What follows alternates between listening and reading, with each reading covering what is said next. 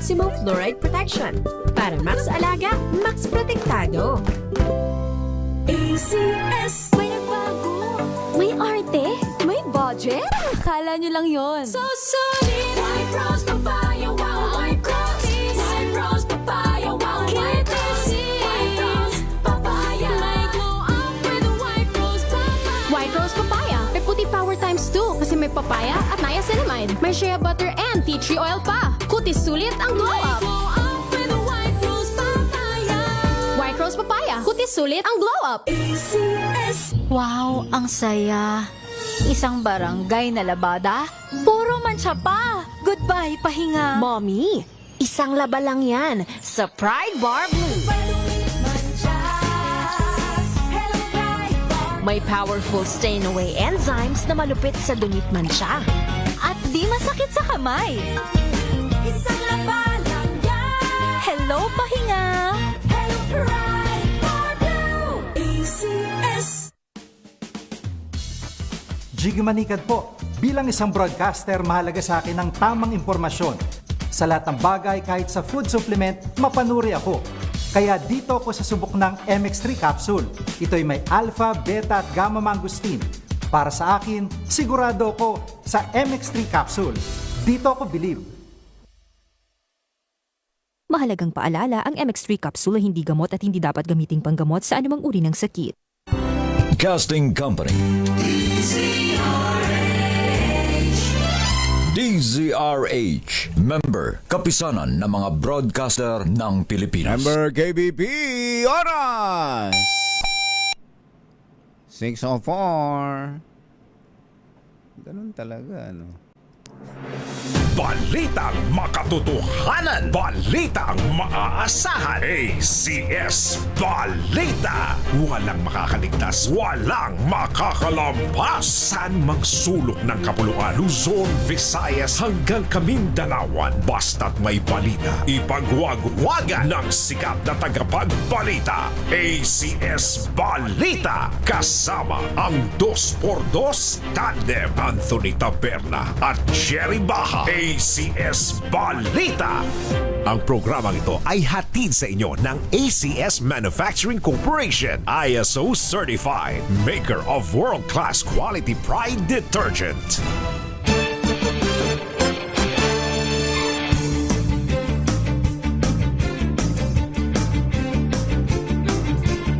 Araw ng Wednesday, Feb 11, 2026. Narito na po ang ulo ng ating ACS Balita. Pilipinas, pangatlo sa nangungunang fastest growing digital market sa Southeast Asia. Mga miyembro ng PhilHealth na direktang naguhulog bibigyan ng zero balance billing sa pay ward ng DOH Hospital. Beijing, pumalag sa anti-China resolution ng Senado. Senate President Tito Soto hindi nagpasindak. Bureau of Customs pinalakas pa ang kampanya kontra smuggling sa bansa. Tulong ng Coast Guard at Philippine Navy hiningi. Korte Suprema kinilala ang co-ownership ng ari-arian ng same-sex couples. At binatilyo patay sa saksak ng schoolmate dahil sa pagtatanggol sa girlfriend sa Maynila. Magandang umaga Luzon, Visayas, Mindanao. Good morning Philippines! Hello world! Kami po ang inyong mga tagapaghatid balita. Ito po si Anthony Taberna. Ito po si Jerry Baha. At ito ang ACS Balita. sa detalye ng ating mga balita. ACS Good News. Isa ang Pilipinas sa tatlong pinakamabilis na lumalagong digital markets sa Southeast Asia sa unang bahagi ng 2026 na nagresulta ng pagdagsa ng e-commerce, digital payments at mas bata tech-savvy na population. Ayon sa DICT. Ano na nga, mother, ang ibig sabihin ng DICT? Subok na matibay, subok na matatag. Department of Information Communications Technology. Tama ba? Hindi mo na isulat dito, Mother. Hindi mo na isulat. Hindi pa kasi masyadong kung mga, halimbawa, DepEd. Yan, DepEd. Sikat na yan. Kabisado. MMDA, yan. sikat na. PBOX. Pag-asa. Ayaw mo bang, Mother, ayaw mo bang ipagbawal yung ganon? Yung kailangan tuwing magre-report, i-report ito, kompleto lagi. Halimbawa, DICT, Department of Information and Communication Technology, DepEd, Department of Education, Pag-asa. Isasabihin mo Maraming yan. Ubos Philippine kagad. Atmospheric Geophysical, ano nga ba yung kasunod? Astronomical Administration. Di ba? Pag-recitin mo nga yung mga estudyante dyan sa likod mo, Jerry. Importante yun. Kung kabisado nila yan. May mga examen sa eskwelahan sa ganyan, di ba? Pero dito sa pagbabalita, ba't ba napunta tayo sa news writing, refresher? Kapag kabisado na, alam na ng lahat, publiko, hindi na. pwede ng diretso yan. Ayon sa DICT, ano nga yung DICT? official na-secure ng Pilipinas ang pwesto nito bilang isa sa mga makapangyarihan sa bansa sa Southeast Asian digital economy. Ipinakita sa bagong data, ayan pala Yan, ipinakita sa bagong data mula sa Department of Finance na ang Pilipinas ngayon ay nasa ikatlong fastest growing digital market sa rehiyon. Kasunod ng Vietnam at Malaysia. Sinabi ng DICT na ang digital economy ng bansa ay umabot sa $31 billion sa gross merchandise value, lumago ng 20%. Ilan? 20% kumpara sa nakalipas na taon. Ang paglago ay bunga daw po ng pinalakas na e-commerce sector, mabilis na pag-adapt sa digital platform tulad ng GCash, Maya at pagtaas ng digital consumption. Yun, totoo naman talaga. Mas mainam pa nga siguro kung Bachero, kung mas magaling pa tayo sa mga anti-scamming measures. Ay, mas maganda. Mas marami pong mahihikayat na pumasok dyan sa cashless transaction digital transactions. Yung online banking. Online banking. Ano? Online banking. Meron pa ring mga ayaw sumubok dyan. Nakakatakot naman talaga kapag lalo na nga kung nababalitaan ng mga matatanda yung scamming. Yung scamming na nangyayari, pero ang pataas na ng pataas. Sobrang ganda talaga ng cashless transaction. At pataas ng pataas, paganda ng paganda yung mga security na ipinatutupad yan. Si Alan lang Si Alan talagang dati. Si Alan Encarnacion. Umaayaw na, umiiling pa. Ngayon, tinan mo, na high-tech na rin si Alan. Totoo yun. Diba? Sobrang inam yan. Saka lalo na, by the way, mabanggit din natin yan, lalo na po doon sa mga namumroblema ngayon sa cap na inilagay ng Bangko Sentral ng Pilipinas. Yung 500,000. Sa 500,000 na withdrawal. ng salapi sa mga bangko. Kapag ka po nagwi-withdraw kasi ng cash, yun kadalasan pinampapasweldo sa mga empleyado. Kung ang lahat ng empleyado mo ay gumagamit na ng e-wallet, ba't mo kailangan pang magkaroon ng threshold amount? Kaya nga. Para doon sa withdrawal o kay deposito ng salapi. Yan. Laking bagay nun. Laking bagay yan. Transfer na lang. Tsaka yung kinatatakutang OTP. Yung ano na nga ibig sabihin ng OTP? OTP. Alam nyo na yun. Kayo naman. Di ba? Pinag-usapan lang natin kanina. Pag alam na, hindi na sinasabi. Di ba? Tinipe tuloy ni Paring Ray Ayan, tsaka ni Yuvel Di ba karaniwan yun ang nagkaka-lokohan, nagkaka-scam. Meron na mga pamamaraan ngayon na hindi na kailangan ng OTP. Yung nakaano na mismo sa mukha mo. Sa mukha mo, sa cellphone. At mas mainam pala yun. Yung mukha mo mismo doon sa yung gadget sa cellphone mo. Pag pinindot mo, hindi na mag-OTP. Hindi na. I-scan lang yung mukha mo. Ayun. Ayun na, pasok na yung... Sobrang laking bagay. Ay, diba? kumpatsero, total napaka-importante niyan. Kahapon may nag-message sa akin at ginamit na naman ito, Union Bank pa ginamit eh. Union Bank. Ang Union Bank, isa sa pinakaunang mahusay sa digital banking. Talaga, sobrang galing po nitong Union Bank. Katunayan, yung Union Bank ang lang laging nagpapaganon sa pagka gumamit ako ng credit card. Ay, eto, ginastos ko. Eto po, nag-message sa akin kagabi. We notice that your income information has not been updated. Keep your records current to enjoy exclusive Union Bank credit card offers and promotions. To learn, simply remove the brackets and visit. Eto na. Tapos may pipindutin ka ng link.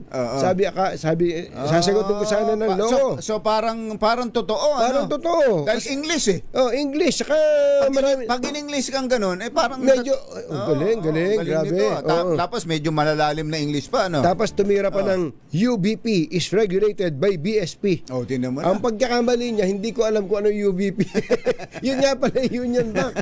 Loko kung binuo niya yon, kung sinabi niyang Union Bank, nadali na. Ayan ang sinasabi. Pero ito, ginamit niya kung batsero yung Union Bank number. Parang ganun. Yun nga, napapasok talaga. Napapasok. Buti na lang hindi tayo madaling mahilig magpipindot sa mga ganyan-ganyan. Yun lang, huwag kayo magpapipindot ng ganyan. Alas 6:14 ng umaga, target po ng Department of Health na bigyan ng karagdagang benepisyo ang mga direct contributor ng PhilHealth sa ilalim ng Zero Balance Billing o ZBB program. Ayon kay Health Secretary Ted Herbosa, pinag-aaralan na nila ang paglalaan ng spatial area sa DOH hospitals para sa mga PhilHealth direct contributors na mag-avail ng Zero Balance Billing. Layon anya nitong mabigyan sila ng hiwalay at mas maayos na accommodation sa pamamagitan ng paglalagay sa kanila sa private rooms sa halip na sa common ward lamang. Git ng kalihim tugon ito sa mga panawagan mula sa mga direct contributors ng PhilHealth na mabigyan sila ng additional benefits kumpara sa mga indirect contributors. Nako, thank you Secretary Herbosa, nakikinig po kayo. Yan ang nakikinig po kayo. Yan importante na natin sinasabi. Importante kumbatsero sa gobyerno, lalo mga opisyal ng gobyerno, huwag mo nagdaramdam po may panukala o mga mungkahi o mga reklamo. Pag-aralan ninyo kung pwede. Tulad nito, napakaganda po nito mga kababayan. Hindi ba yung pinag-uusapan naming matagal na ni Kumbatsero, yung nagbabayad. Yun ang bigyan nyo ng serbisyo. Yun ang bigyan nyo ng premium. Maraming nagseselos tuloy ang mga nagbabayad ng PhilHealth na yan eh. Sa mga indigent eh. Totoo, diba? Kumbatsero. Yung walang binabayaran. Zero billing. Zero billing. Tapos pakuya-kuya lang. Ganun pa eh. At magkakasama sila doon sa area pero yung nagbabayad na sila pa yung may extra pang binabayaran sa ospital. Yan ang sinasabi natin. At nakahalo din sa iba. Ayan, ayos yan. Ayos, Secretary. Ayos, palakpakan. Libre yan ha. Libre yan. Hindi kayo nagbabayad ng 98 million sa amin. Ayos din.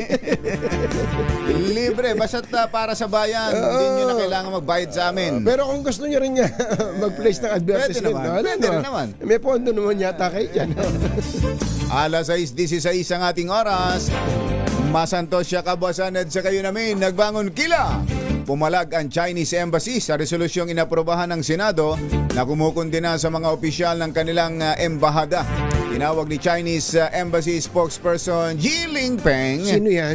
Ji Lingpeng na isang political stunt ang resolusyon at inakusahan ng ilang mambabatas ng paulit-ulit na paggamit ng pananakot at intimidasyon laban sa mga Chinese diplomat. Nga naman itong mga pinapadala ng China dito sa atin. Nagbabala rin itong si Ji Lingpeng na may ano kaya nito si Lipeng? Patanong natin kay Rock Salvador.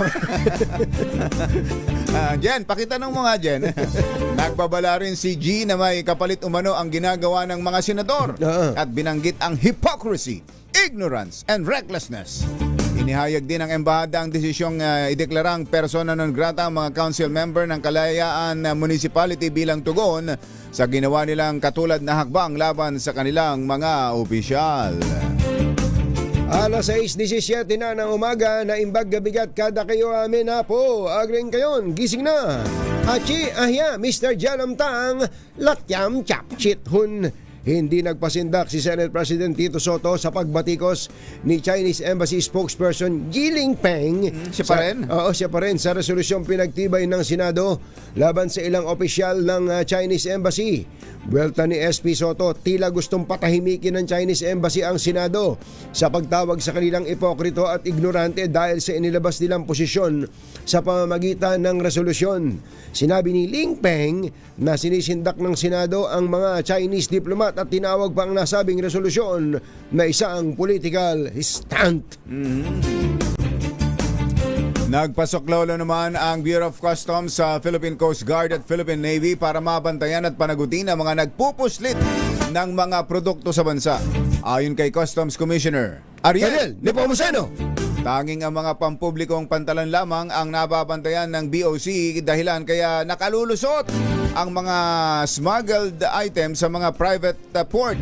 Binigyan din ni Nepomuceno na mahalagang magsanib pwersa ng iba't ibang ahensya para ma-monitor at mahuli ang mga smuggler sa bansa. Halimbawa, may nagpuslit galing ng, usually nanggagaling ng idinadaan ng Indonesia, idinadaan ng Malaysia, yung tinatawag kong backdoor, isasakay po yan mga malalaking lancha. Then mula doon, tataog na po yan sa kung saan sa ang mga pwedeng pampang na private ports. Oo, kaya talagang kailangan nun ng tulong lalo na ng Coast Guard at ang Philippine Navy. Si Customs Commissioner Ariel Nepomuceno. Binabati lang natin ang mga taga DCRH sa TV na alam na nila na pag ganito ang balita, dinutushot na nila tayo. Dahil mababanggit na si Customs Commissioner Ariel Nepomuceno. Susunod! Tito Boy! Uy, landmark decision to. Yan daw pong ari-arian ng same-sex couples ay kinilala na ng Korte Suprema. Aha. Ayun nga, oh. Pero wala pang dito, wala pang Pero, legal na pagkakasal sa mga magkaparehong kahit kasarian. walang legal na kasal, yung ari-arian ay legal na. Kung sa bagay, yun yung isa Joint sa mga tinutulak na isa sa mga rason na binabanggit ng nagtutulak ng same-sex marriage. Yun daw ownership. Yung ownership. Hindi man sila legal na magkasama, meaning dahil walang legal na pagkakasal sa same-sex dito sa Pilipinas, may mga hindi mo naman maawat na nagsasama kahit parehong lalaki o parehong babae, kaya meron silang naipupundar. Yun na nga. Naku, eto po, may bago pong desisyon ng Korte Suprema. Abangan sa pagbabalik na ACS Balita. Alas 6:20 ang ating oras. DCRH number 1 na naman.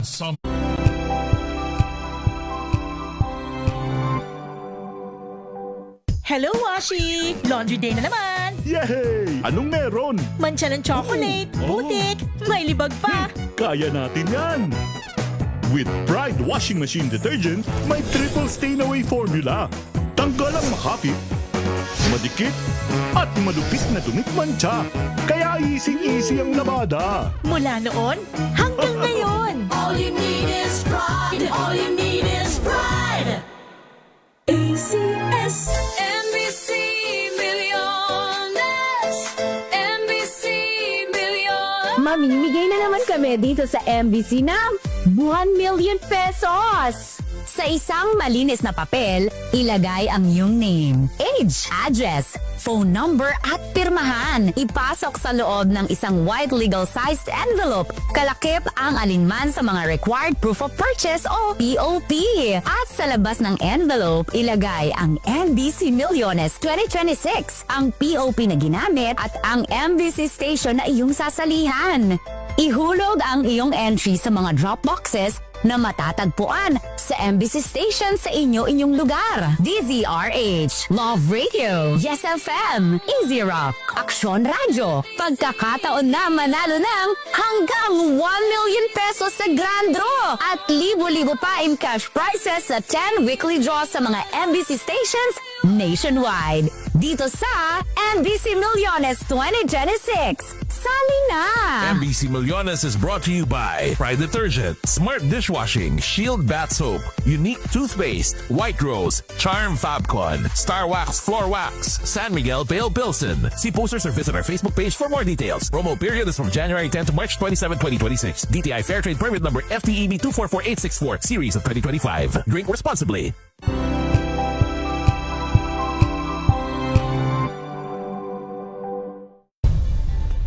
Nagsimula sa pangarap hanggang sa maabot ang tagumpay. Iba't ibang kwento, iba't ibang mukha ng atletang Pilipino.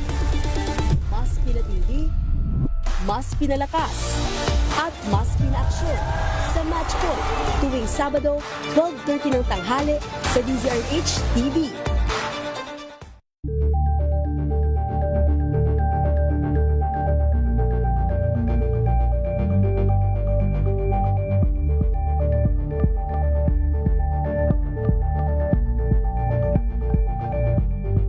Maagang balitaan, maagang usapan sa mga issue at balita. Kasama si Kuya Angelo Palmones sa Magandang Umaga Pilipinas. Makakaligtas, walang balitang makakalampas, saan mang sulok ng kapuluan. ACS Balita! ACS Balita! Ang programang ito ay hatid sa inyo ng ACS Manufacturing Corporation, ISO Certified, maker ng world-class quality Pride Detergent. Hi!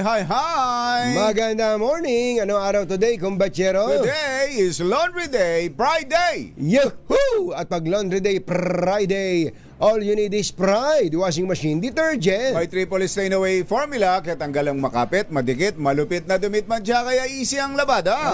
Kaya pala mula noon hanggang ngayon, all you need is Pride! All you need is Pride! ACS! Kasama ang 2x2 tandem Anthony Taberna at Jerry Baja. ACS Balita! Alas 6:24.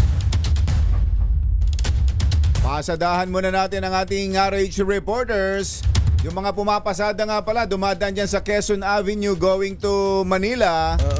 Nako asahan na ninyo yung traffic dyan dahil tinanghali yung nag-aasfalto. Kumbachero, nadaanan mo ba yun? Oo, dapat pagdating na alas 5, tigil na yan. Ang kaninang nadaanan ko, alas 5:30, nagbubuhos pa lang ng aspalto dyan sa may Quezon Avenue. Bago dumating bago umilalim sa Araneta Underpass. Araneta Underpass. Tsaka dun sa papunta ng Skyway. Nako po. Diyan lagi ang traffic bottleneck yan, bottleneck yung lugar na yon. Ina-aspalto ho ngayon, kaninang 5:30, nagbubuhos pa ron. Nako, malamang ang haba na ng traffic dyan ngayon. Samantala, follow up tayo sa sunog dyan sa Addition Hills, Mandaluyong. Andun si RH52 Edniel Parosa. Coming na Jel! Jerry at Anthony, nandito tayo ngayon sa Barangay Addition Hills, lungsod ng Mandaluyong, kung saan tanaw na tanaw sa ating bird's eye view itong lawak ng pinsala at lawak ng tinupok ng apoy na umabot sa ikalawang alarma. Hindi pa sumisikat ang araw ayong Miyerkules ng umaga. Idineklara ng kontrolado ang sunog dito sa barangay o sa Block 34 bago mag alas 6, pero pagdaya ni punong barangay Carlito Sernal, 30 hanggang 40 kabahayan ang nadamay sa sunog. Kwento ni Sernal, isang pagsabog ang narinig ng kanyang mga kababayan kaninang madaling araw hanggang sa tumambad ang sunog bago mag alas 5. Pakinggan natin ang punong barangay. Kwento lang ng mga kapitbahay, meron daw isang bahay doon na parang may parang sumabog ata na hindi ko alam kung anong dahilan Pero unconfirmed pa po yun dahil medyo tuliro pa yung ating mga kababayan dahil tinatanong ko sila kanyo kung pinagmulan. Palibhasa ay wala pang araw ng sumiklab ang apoy. Baka may mga naipit o hindi pa na-account dito sa aking likuran na nakikita ngayon sa live video. Pero sa ngayon, wala pa namang ulat ng missing person o namatay dito sa Bureau of Fire Protection. Katabi rin itong sunog, papakita ko ngayon, Jared Anthony, sa ating live feed. Itong ABIS kung tawagin, Andres Bonifacio Integrated School. Malamang wala yung klase ngayong umaga, ngunit swerte namang hindi nadilaan ng apoy. Palibasa tinutukan ng mga pamatay sunog kanina lamang, pero yung mga concrete na houses dun sa kanyang tabi ng ABIS o ng Andres Bonifacio Integrated School kanina, may nakikita. Actually hanggang ngayon, may mga orange pang glow sa loob at pilit na binobomba ng tubig. Dito naman sa gawing kaliwa ko ay hindi lang tanaw dahil sa kapal pa rin ng usok. Nandiyan yung evacuation center nung mga nasunugan din, dahil kung maalala nyo, noong lamang nakaraang buwan, yung Block 36 naman yung nasunog. Third, alam naman yon. Nandoon pa, hindi pa nakaalis yung mga bakwit. Block 34 naman ang nasunog. Kaya sama-sama sila dyan ngayon sa evacuation center ang malala. Dahil nga sa napakalaki pa nung apoy o ng usok dito rather, ay talagang inabot din ng usok yung evacuation center na nasa ating likuran. Pero sa ngayon, ulitin lamang natin, 30 to 40 houses na estimate, pero wala pa namang missing person at under control na ang sunog dito sa Barangay Addition Hills, lungsod ng Mandaluyong. Ako pa rin sa Edniel Parrosa, Radija Rage. Una sa Pilipinas, una sa Pilipinas. Thank you, Edniel. Sana walang namatay. Yun ang mahirap, yung kasarapan ng tulog tapos magkakasunog. Saka, kumbatsero, ang kadalasan kung alin yung naka-first alarm lang, akala mo, wala naman. Doon maraming namamatay. Doon pa maraming nadidisgrasya. Pag ikaw natutulog, tapos magkasunog, paggising mo, wala, patay ka na pala. May ganun. May lalo sa suffocation. Kasi hindi mo namamalayan yung pala, kapag ikaw ay natutulog at nasuffocate ka na, hindi ka talaga magigising. Totoo, maraming ganong insidente po, no, mga kababayan. Saka yung, ewan ko, kung napapansin nyo, yung ibang mga nagising man pero hindi makalabas ng bahay, ang tinatakbuhan ay CR. CR. Akala doon ay safe. Dahil may tubig. Dahil may tubig. Ang ending din. Dahil usok Usok ang papatay. Opo. Kaya importante yung paglalagay yung talaga fire exit po, kailangan meron sa bahay. Tapos yung smoke detector. Yung pa isa. Sabihin natin, extrang gastos, lalo na nga yung... mura lang. Nako. Tumingin ho kayo sa Lazada, sa shopping. O kaya kahit sa mga tindahan ngayon, ang mumura na ng mga ganun na smoke detector. Napaka-importante po niyan. Pag tumunog, magigising ka. Totoo. Kapag nagkaroon na ng usok, yung gisingin ka lang nung tunog na yon, malaking bagay na. Sobrang malaking bagay. Ang importante, maisalba ang sarili. Yun. Yung mga kasangkapan, mga kagamitan, maipupundar uli yan. Pangalawa pero na lang yun. ang buhay natin, hindi na maibabalik pag nawala na. Ayan. Samantala, punta naman natin ang kinaroroonan ni RH5, yun daw pong concrete barrier sa EDSA, sinalpok ng isang sasakyan dyan sa Kamuning. RH5 Al Gonzales, Kaminbal!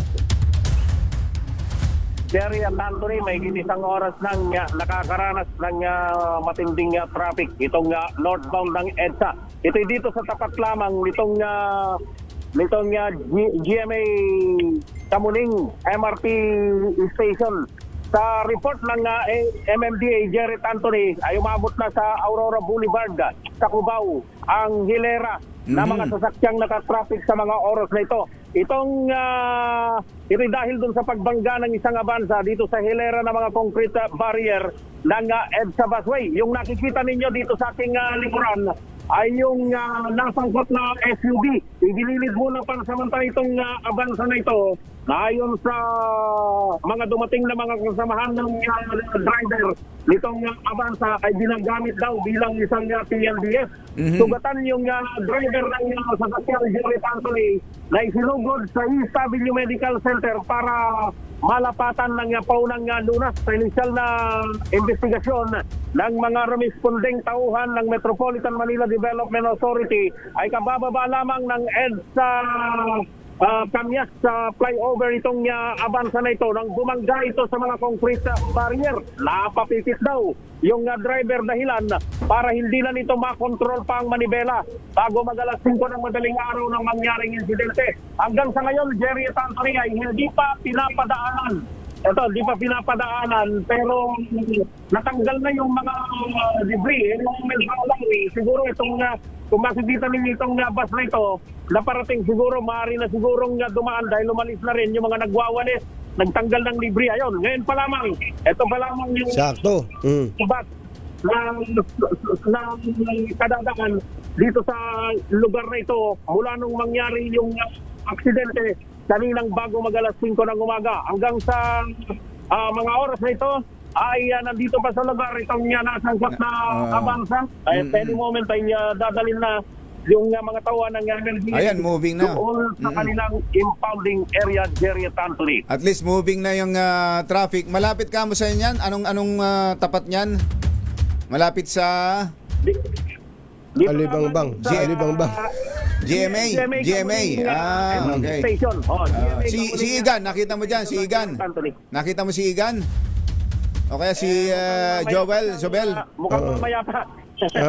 Wag ka magpapakita, baka sumama loob, maalala na naman na number 1 tayo eh. Nakalimutan. Si Orly Trinidad, andyan yan ngayon. Nalilimutan na nga eh. sabi siguro itong si Val Gonzales nananadya ito. Nananadya eh. Tapat ng istasyon namin eh, nakaparada DCRH. Ayan, siguro. Ayos, thank you Val. Ang importante hindi naman grabe yung injuries nung driver. Hindi naman ganun. Malaking mama yung driver nito. Siguro yung mga pagkabunggo lamang, wala naman tayong nakitang dugo o sugat sa kanyang katawan. Siguro internally yung naging sugat dahil pinantok ba? Nakatulog ba o nakainom? Ano ba yan? Napapikit daw eh. Yun yung initial. Napapikit.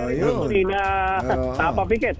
Medyo naidlip siguro. Nagamit nga yung kanyang unit ng Avanza na pampasada bilang isang sa TNDS. Yun ang mangyari, pero wala namang sakay, wala namang pasahero. Yung biktima nung mangyari itong aksidente. Wasak na wasak at hindi na pakikinabangan pa itong kanyang sasakyan dahil durog yung pinakahurapang bahagi matapos itong banggahin yung tatlong concrete barrier. Tibay ng mga barrier na yan. Napitpit. Isa pang napitpit na plastic barrier na nilalagay bilang harang dito sa mga ibang sasakyan para doon sa EDSA bus carousel. Mula rito sa kahabaan ng EDSA northbound dito sa GMA Kakuning MRT Station. Ako si Val Gonzales, DZRH, una sa Pilipinas, una sa Pilipino. Thank you, Val. Samantala, pinagtibay ni Senator Loren Legarda ang kanyang suporta sa mas pinalakas na batas laban sa online child exploitation. Sa kanyang co-sponsorship speech sa plenaryo kahapon, sinabi ni Legarda ang kanyang pinarating ni Legarda ang kanyang suporta sa expanded anti-online sexual abuse or exploitation of children at anti-child sexual abuse or exploitation materials. Isang panakalang nag-aamyenda sa umiiral ng batas tungkol dito. Layunin nito palakasin ang mga proteksyon laban sa mga nagbabagong mga pamamaraan ng pagsasamantala sa mga bata sa digital space. Ayon kay Legarda, bago pa man siya pumasok sa serbisyo publiko, noong 1998, dinodokumento na niya ang mga karumal-dumal na anyo ng human trafficking sa kanyang investigative program na pinamagatang The Inside Story. Ho, ho, ho. Parang panggabi ng lagi. Ganun ba yun? Hindi ganun. Binigyan din pa ng senadora na napapanahon na palakasin ang batas laban sa online child exploitation kasunod ng report na ang nahatulang kano yung pedophile, yung yung si Jeffrey Epstein ay nagpatakbo ng network dito sa Pilipinas. Ay sus, network ng mga minor de edad na inaabuso. Ayan, tinan mo na. Ang tagal na nitong si Epstein, di ba? Saka ang dami ng ilang dekada nang tumatakbo ang story nito. Binuhayo ito. Nabuhayo itong istorya niya ngayon sa Amerika dahil may mga bagong mga ebidensya, Revelasyon. may mga bagong revelasyon at may mga bagong testigo. May yung mga biktima, iba pang mga biktima na lumutang at nagbigay ng mga pahayag. Ito pala well connected sa US government. Mukhang marami ring iba pang opisyal ng US government na involved na kasapakat. O baka sinusuplayan ito ng mga batang inaabuso. Grabe. Kinilala po ng Supreme Court ang same-sex couples o yung nagsasama na pareho ang kasarian bilang co-owner ng bahay at lupa basta may patunay na nag-ambag sa pagbili o renovation.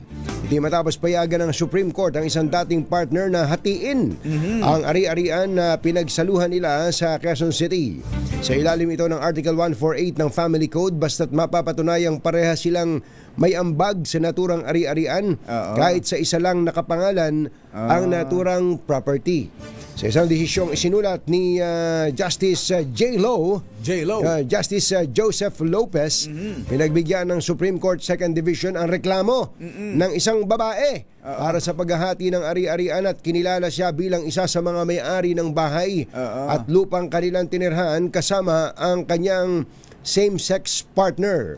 Nag-ugat ang desisyon ng Korte Suprema ng maghiwalay ang same-sex couple at pagdebatihan ang kanilang hatian sa biniling bahay at lupa nung sila ay nagsasama pa. Kailangan lang may pruweba yan. So ang sinabi, kahit hindi nakapangalan sa kanilang dalawa, basta't mapapatunayang pareho silang may share. Kasi hindi naman ilalagay sa sa titulo, hindi naman ilalagay na person A married to dahil walang same-sex marriage sa atin. Walang marriage certificate na naipakita. Walang marriage certificate na napakita. So ang mapapakita dito kung batsero, yung pruweba na nagbigay siya. Nag-ambag siya nung binili yung property na yon dahil wala namang conjugal property sa same-sex partner. Pero kung yun pundar lang nung isa at nakiki-ako-ako ka lang at inaangkin mo dahil kayo'y nagkasama, hindi naman. Kung ayaw mo, huwag kayong maghiwalay. Huwag kang makipaghiwalay. Tiisin mo. Doon pa rin. Paano kung may iba na iniibig? Yun ang mga payo.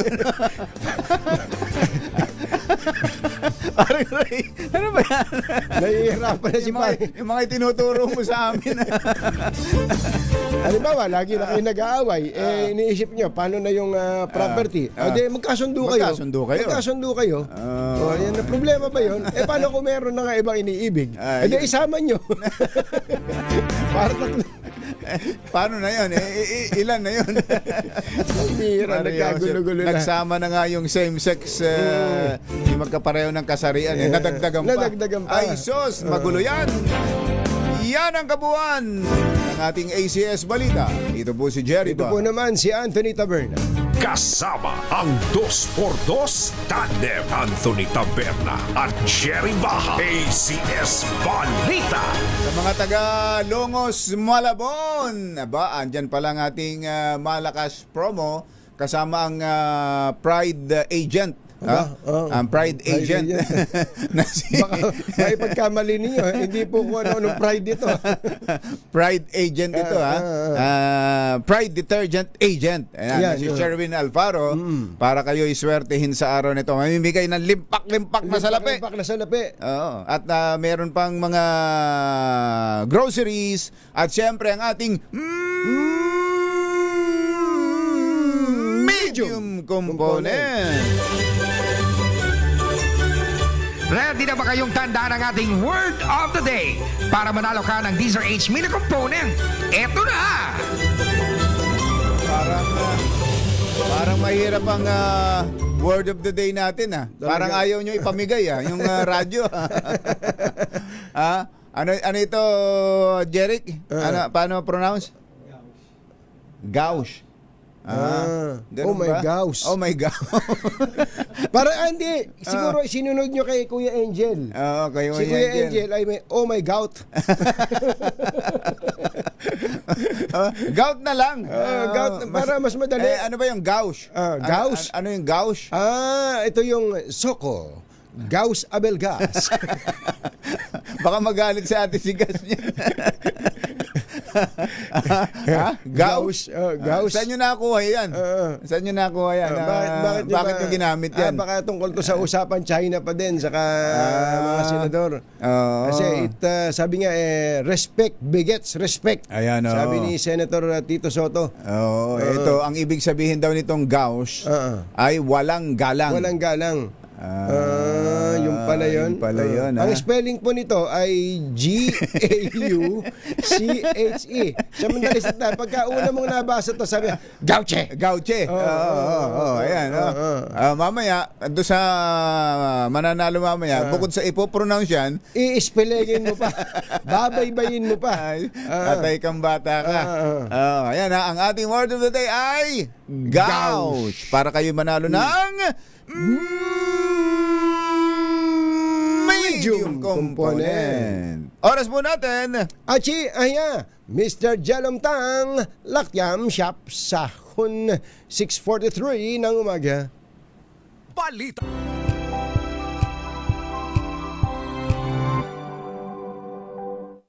Maulan man, no worries na amoy kulog ang damit. Charm Fabcon, bangong kumakabloom, tanggal amoy kulog sa bango ng Charm. Kaya gamit ko, Charm Fabcon with Bloom Fresh technology. Kills 99.9% of kulob-causing bacteria.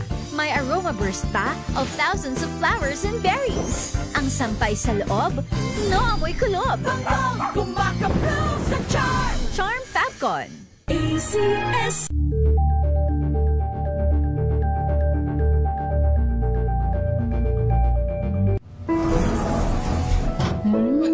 Amoy forever. Amoy LQ. Amoy New Calad Berry Blooms.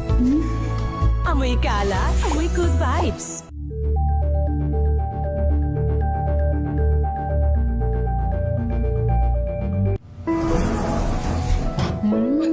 Amoy forever. Amoy LQ. Amoy New Calad Berry Blooms. Amoy kalat, amoy good vibes.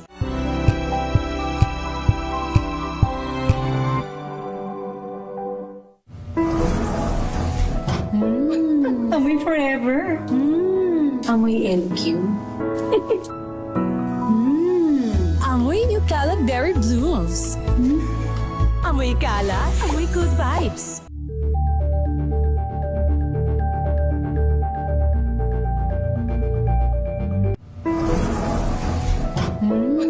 Amoy forever. Amoy LQ. Amoy New Calad Berry Blooms. Amoy kalat, amoy good vibes. May nagbago. May arte. May budget. Akala nyo lang yon. So solid. White Rose Papaya. Wow. White Rose. White Rose Papaya. Wow. White Rose. White Rose Papaya. May glow up with White Rose Papaya. White Rose Papaya. May puti power times 2 kasi may papaya at niacinamide. May shea butter and tea tree oil pa. Kutis sulit ang glow up. White Rose Papaya. Kutis sulit ang glow up. ACS. Amoy forever. Amoy LQ. Amoy New Calad Berry Blooms. Amoy kalat, amoy good vibes.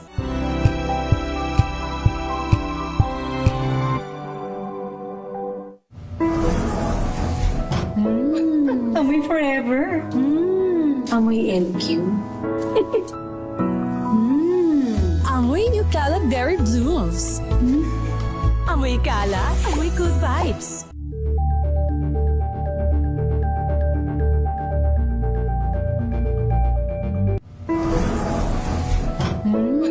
Amoy forever. Amoy LQ. Amoy New Calad Berry Blooms. Amoy kalat, amoy good vibes.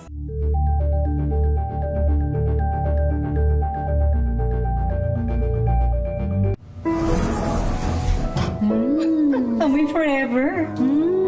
Amoy LQ. Amoy Amoy New Cala Berry Blooms. Amoy Cala, amoy good vibes.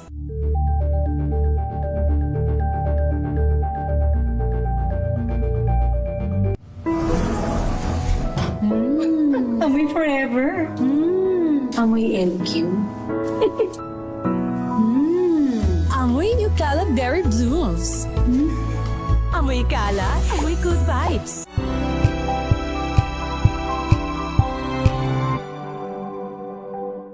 Mula Lunes hanggang Biyernes.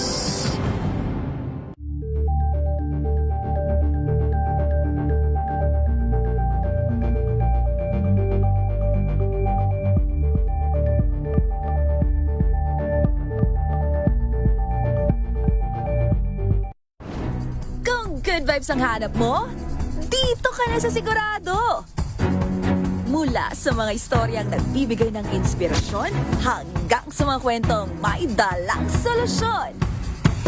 Mga balitang pampagaan, pakiramdam at pampaganda ng araw. Hindi lang ba sa good news, kundi the better news. Mula Lunes hanggang Biyernes, 1:00 ng tanghali sa DZRH TV.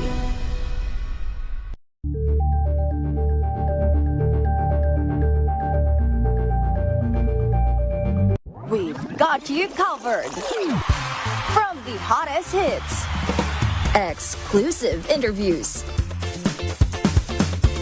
kilig to the bones fan meet experience, and hataw performances of your favorite stars. Saturdays, 12 noon, dito lang sa DZRH TV.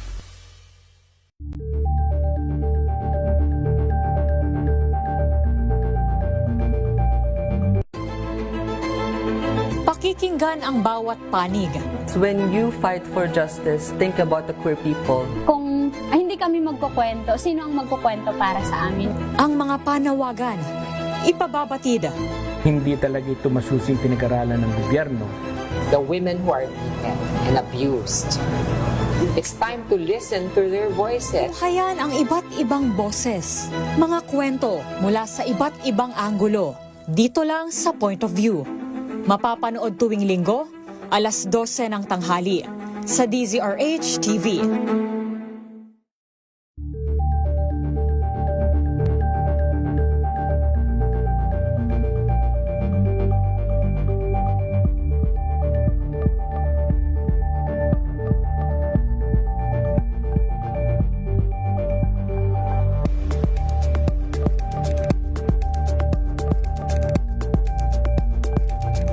Curious ka ba sa maraming bagay? Kami na ang bahala dyan. Aalamin, tutuklasin at bibigyang linaw namin ang mga katanungang bumabagabag sa inyong isipan. Sa programa kung saan ang bawat sagot ay galing lamang sa mga eksperto. Ang Expert's Opinion, tuwing linggo 3:00 ng hapon, dito lang sa DZRH TV.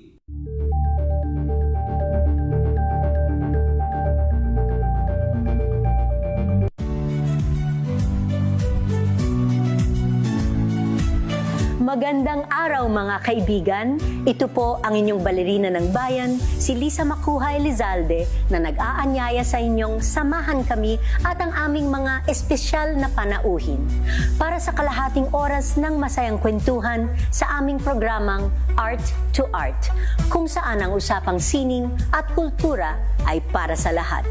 Huwag kaliligtaan, tuwing linggo, 3:30 ng hapon, dito lamang sa DZRH Radio, DZRH TV, at via online streaming.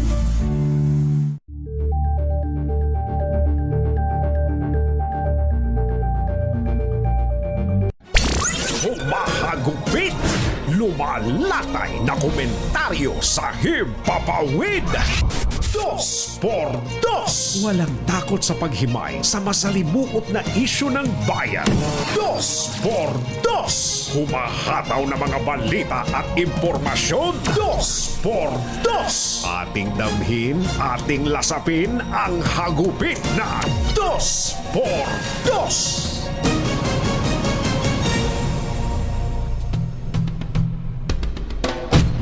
Isinama ni Pangulong Bongbong Marcos sa 21 priority measures ang paglusaw sa travel tax at ang anti-political dynasty. Yun. Na sinertipikahan pa niya bilang urgent. Yun. Ito po ay matapos ang pagpupulong ng Legislative Executive Development Advisory Council o LEDAC. Sinabi ni Palace Press Officer Undersecretary Claire Castro, umaasa ang Pangulong Marcos na maipapasa ng Kongreso ang mga prioridad na panukalang batas bago ang buwan ng Hunyo o isang buwan bago ang kanyang susunod na State of the Nation Address. Sinabi ni Castro na nakatuon ang priority bill sa pagpapagaan ng gastusin ng publiko sa mga travelers at pagpapalakas ng integridad, transparency and accountability. Para kay PBBM, mahalaga ang pag-usad ng 21 priority measures upang direktang maramdaman ng mamamayan ang benepisyo ng mga reforma sa batas, kabilang ang may kinalaman sa buwis, digital safety at proseso ng halalan. Isyu ng bayan. Katotohanan. Dos. At maitim ang balak, magtago ka na. 2x2. Si Jerry at si Anthony, narito na. 2x2. Hahataw ng todo, urado ka. 2x2. Ang katotohanan, dala nila. 2x2. Walang sinasamba pali, maniwala ka. 2x2. Hataw ng gusto, tol, umasa ka. 2x2. 2x2.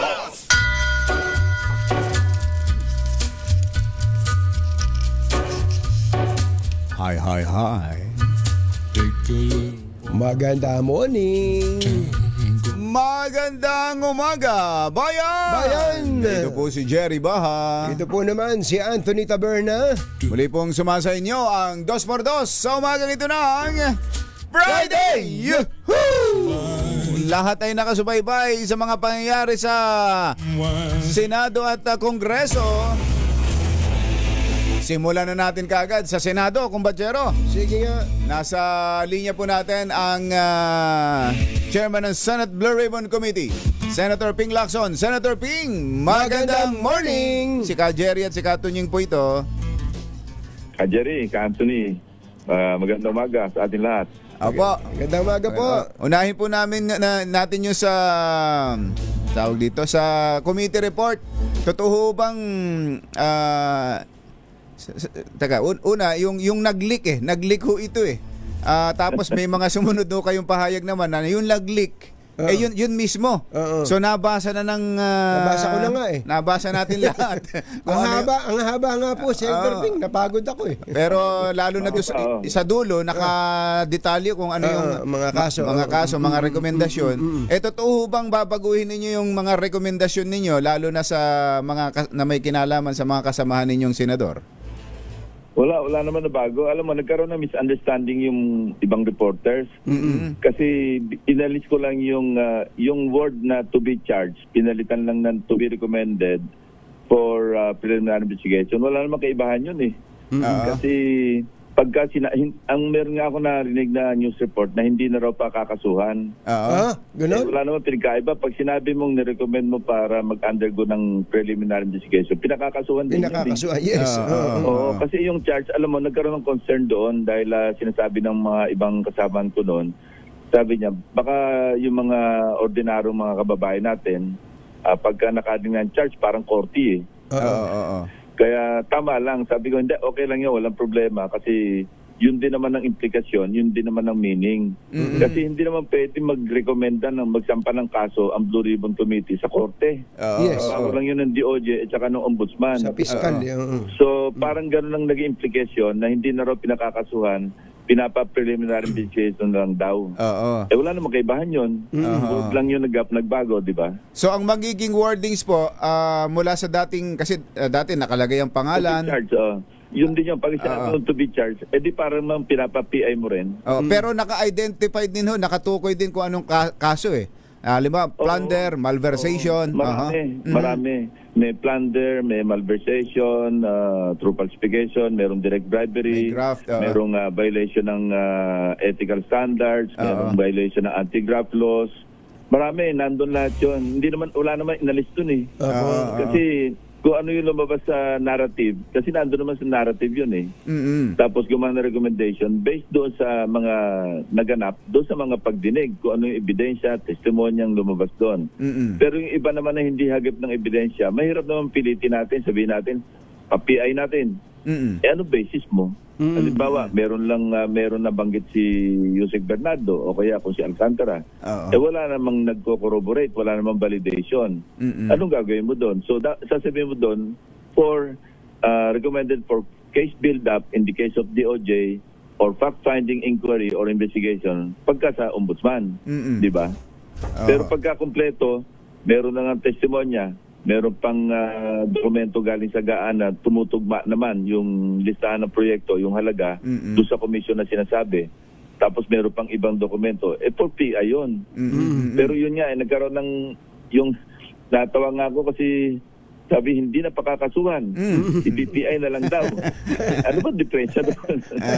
Hindi, may spin po eh. Parang may nakikita ba kayong tumatrabaho ng mga spin doctors dito?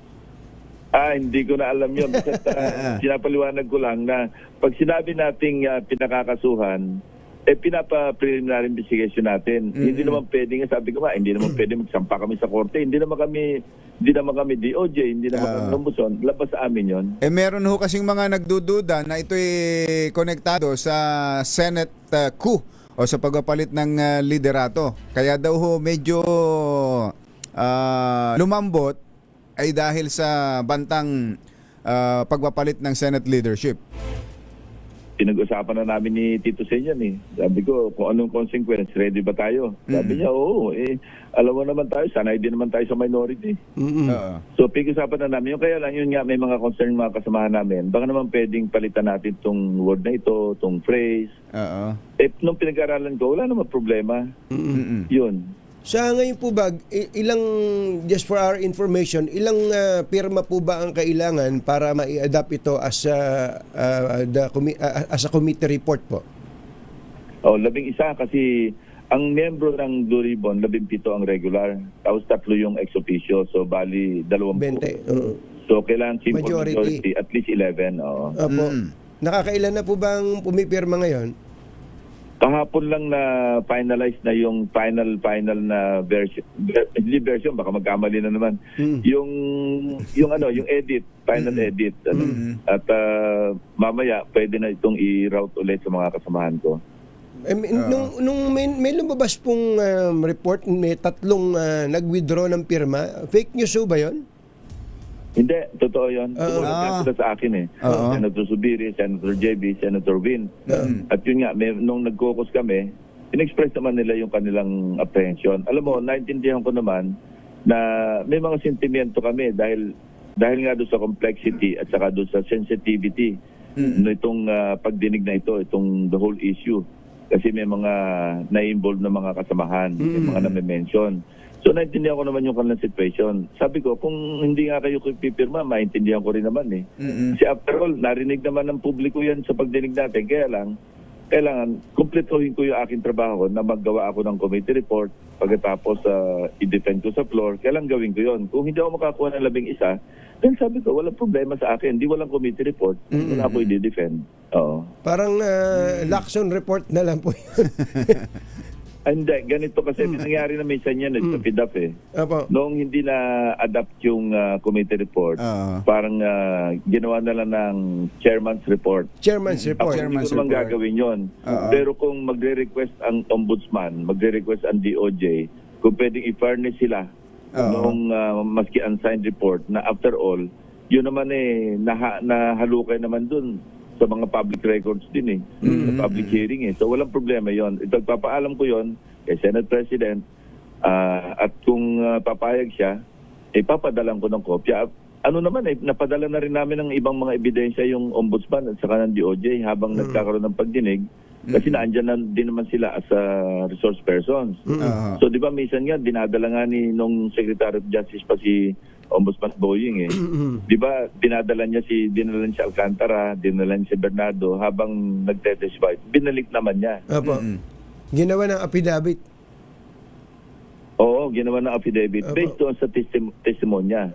Ngayon, kung ano pa yung naidagdag sa affidavit doon sa DOJ, dahil nag-a-apply sila sa WPP, hindi naman kami parang mapipilit sila na i-share sa amin yon kasi may MOA sila doon na may confidentiality na yun Kasi at that time, nung di pa sila natatanggap, nag-a-apply sila, confidential yung mga pinag-uusapan nila doon Opo.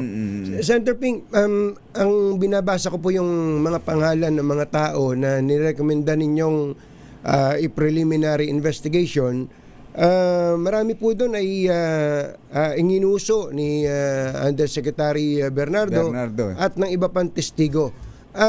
Matanong ko lang po, meron po ba kayong nirekomendang ipa-PI na ang basis yung sinabi ni Diskaya? Speaker Martin, kasi alam mo si Diskaya, kahit na hindi na siya sumulpot do sa nung tinawag ng DOJ o ng Ombudsman o ng NBI, under oath siya sa committee So siyempre, hindi naman pwedeng i-discard o disregard yung kanyang testimonya. So nandoon yun.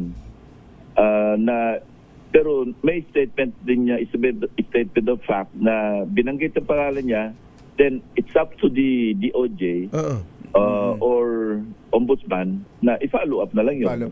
In other words, alam naman natin, hindi tatanggapin ng DOJ yun kasi nga, hindi naman na-affirm sa kanila yung affidavit o yung testimonya ni Diskaya. Opo. Actually, kaya ko po tinatanong yun, gusto ko malaman kung may halaga ba yung pagsasalita ni Diskaya dyan. Kasi nung unang banat niya, kung kani-kaninong pangalan yung mga pinagbabanggit niya po dyan tuloy yung mga ibang tao nabigla pa katulad ni Congressman Romulo.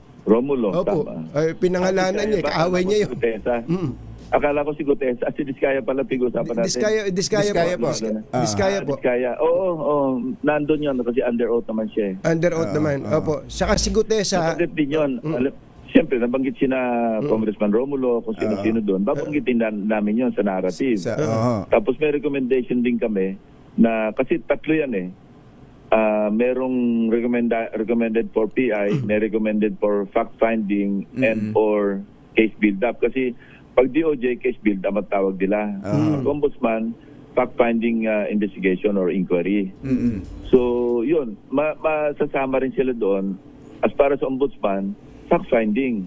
Pag sa DOJ, case build-up. Case build-up, opo. Kila Yusek Bernardo at Henry Alcantara, wala hong rekomendasyon ang committee?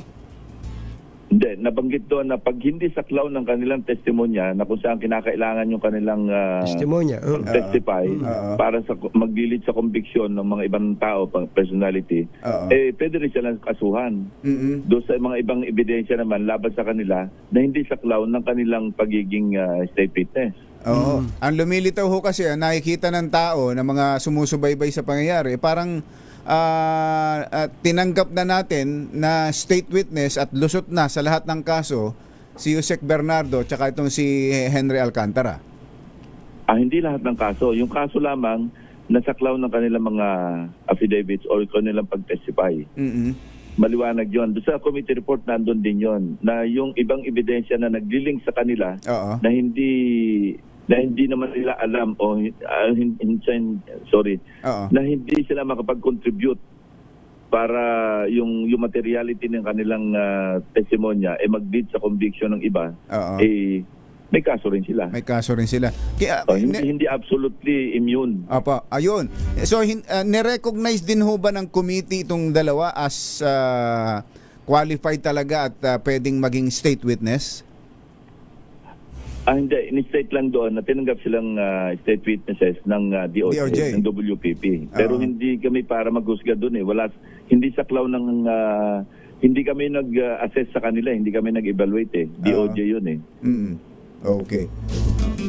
Okay, Meron pong isang item kaming binasa bago namin kayo tawagin, yung mga priority measures na sinertify pang urgent ng Pangulo. Yung anti-political dynasty. Oo. Meron pa bang ibang lakso na kamag-anak nyo na nasa gobyerno, na politiko? Wala. Meron akong isang konsehal sa Imus na pamangkin ko. Opo.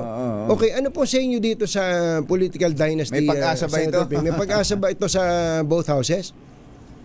I think may pag-asa kasi call of the times eh. Author din ako ng isang batas yan.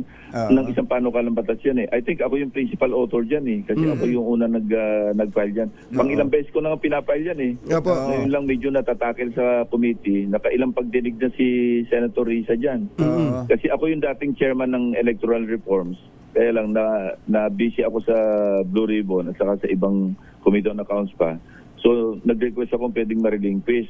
So, anong papatuloy niyan ngayon? Si Senator Risa. Nakakailang pagdinig na siya dyan, maganda naman yung resulta eh. Yung, ang kaibahan po ngayon, parang first time po ito, Senator Ping, na ang isang sitting president ay nag-certify as urgent dito po sa anti-political dynasty bill. First time na na-certify as urgent ito. Saka first time din na nagkaroon ng pagdinig. Oo nga pala, no? Oo. So iba nga pala ngayon, ano? Iba. Mukhang may pag-asa. Laging first reading lang noon. Babakain lang sa floor. Pagkatapos wala na, kinalimutan na. So ang dapat pala natin subaybayan ay ang galaw nito sa Kamara. Nag-hearing din sila yata doon eh. So, at saka nagsalita na rin si Speaker Boji eh, na ipaprioritize nila eh. So, tingnan natin. Pero basta tumuusad, yun ang importante. At saka, sa tingin ko, subo na rin sila eh. Hindi ho, bukod dyan sa anti-political dynasty, hindi ko lang alam kung nakasama yung no work, no pay. Kayo po ba? Ano ba sa inyo doon? Hindi ko alam kasi hindi naman ako kasama sa LEDAC. Hindi pa naman kami kinukokos ni Senate President para pag-usapan yung mga priority measures. So hindi ko alam. Pero sa akin, no work, no pay. Okay lang. Hindi ka nagtatrabaho, di wag kang bayaran. Kaya nga eh. Parang unfair sa iba eh. Parang nagpasukan nga daw yung mga Duterte sa Kongreso eh dahil sa Hindi naman siguro on a daily basis yun eh. Siguro yung no work, no pay. Pagka authorized yung absence mo. Official business. Kasi sila naman talaga minsan hindi nakakapasok kasi nag-a-attend sila doon sa mga pangangailangan ng constituents nila at saka may official business. Pati yung pag-abroad, di ba, pagka nag-a-attend ng international conferences, inaalaw naman ng speaker at saka ng Senate President. So, authorized yun. Paano ho yung si Senator Bato? Ano ho bang pasabi dyan sa inyo? Papasok pa ba? Yun nga eh. Pinapakiusapan namin through Senator Bongo, kausapin na pumasok, wala namang warrant of arrest. Ewan ko kung meron, pero officially wala. Tinanggi na nga ng ICC eh. Sayang din yung kanyang contribution eh. Kaya nga po. Chairman nga siya ng public order. Tapos yung may ibang committee. Sayang, baka naapektuhan din yung trabaho, maski pa paano. Pero hindi ko rin masisimama. Katunayan, sabi ni Senator Trillanes, by May, magpapile siya ng ethics complaint kasi yung pang 6 months daw. Ewan ko kung anong connection. Nung 6 months na hindi pumapasok. Ako nagpahayag na ako sa mga kasamahan ko, hindi ako bumoto kasi nagtago rin ako noon eh. Wala. Kayo yata yung Katunying ka Jerry, moral ascendancy, wala akong moral ascendancy. Kasi parang yung laging binibigay na example yung ginawa ninyo. Yung 10,000 hours. 10,000 hours. Ngayon, may bagong pelikula ro. Sabi ko nga kay Senator Robin, sabi ko meron ka na namang pelikula ni sequel sa 10,000 hours. Ano yun? Sabi ko, Finding Bato. Kaya na Finding Nemo. Last na lang, Senator Ping. Nakikita natin ngayon yung galawan sa House tungkol sa impeachment. At I'm sure na nababalitaan nyo rin na mukhang sa Senado na po nakatingin yung iba eh. Parang done deal sa House na yung impeachment complaint against VP Sara ay aakyat sa Senado. Nagbibilangan na po ngayon sa Senado yung po bang majority saka minority, Duterte saka anti-Duterte yon? Hindi, not necessarily. Alam mo naman sa Senate, 24 republics eh. At saka masasabi ko, until and unless matransmit sa Senado yung articles of impeachment, walang impeachment kami na tatalakayin. Hindi po kayo nagbibilang din doon. Kasi pagdating doon, ang titingnan karamihan sa amin, ang titingnan namin yung ebidensya eh. Of course, merong political factor, di ba? May factor yung politics. Pero ako, as far as I'm concerned, nag-usap na rin kami ni Senate President. Tingnan natin kung ano yung ilalatag nila ebidensya. Kasi kung wala naman, ba't natin pipiliti i-convict? Kung meron naman at napakabibigat, ba't naman natin makukonsensya ba tayo i-acquit? Ganun naman yun eh. Kapag ka po ba, again, for our education po, kapag ka po ba, halimbawa lang ito po, Senator Ping, didiin ko lang, ito hypothetical lang. Halimbawa, may mga senador kayong kasama dyan na nakakulong na. Nabuwasan kayo ng 3 senador dyan. Halimbawa yung lang. warm bodies, halimbawa. Paano ba po ba kukwentahin yung 2/3?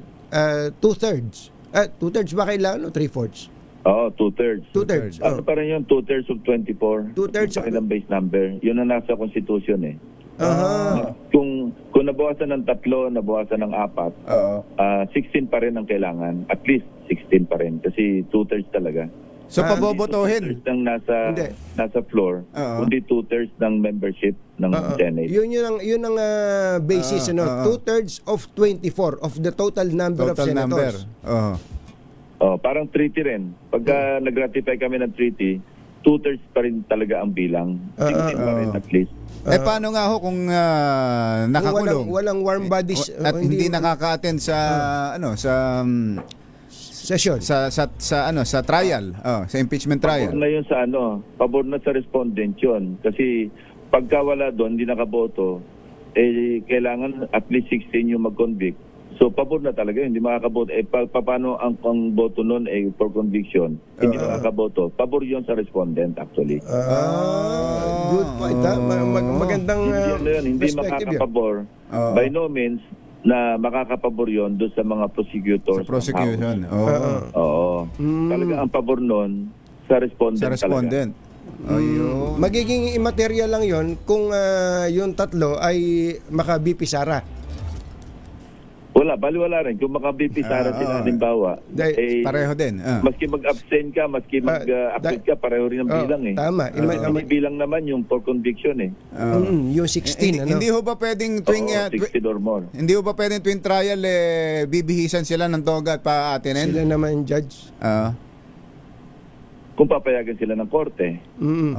Kasi korte magsasabi, mag-uutos na pwede kayong sumama sa pagdinig. Dahil hindi pa naman convicted. Hindi pa convicted Sabi siguro. Hindi pa, tama. Kaya kung mag-motion, halimbawa, mag-motion yung prosecution na panel ng House para sila pa-attenden. Di sa korte yun. Sa korte sila mag-motion. Ayun. Bira, ang tindi na magiging itsura no? Pagka nasa Sandigan Bayan, naka BJMP uniform, pagdating sa Senado, naka-robe. Naka-robe, Hindi, pasensya na kayo. Puro kwentuhan lang naman to. Matatakpan naman yung yung t-shirt kasi naka-robe Senator Ping, salamat sa oras. Magandang umaga po. Magandang umaga po. Thank you. Thank you. Senator Ping, Chairman, Senate Blue Ribbon Committee. At mga kumbatsero ng bayan, Katunying at Ka-Jerry. So ganun pala, Ganun pala yun, kapag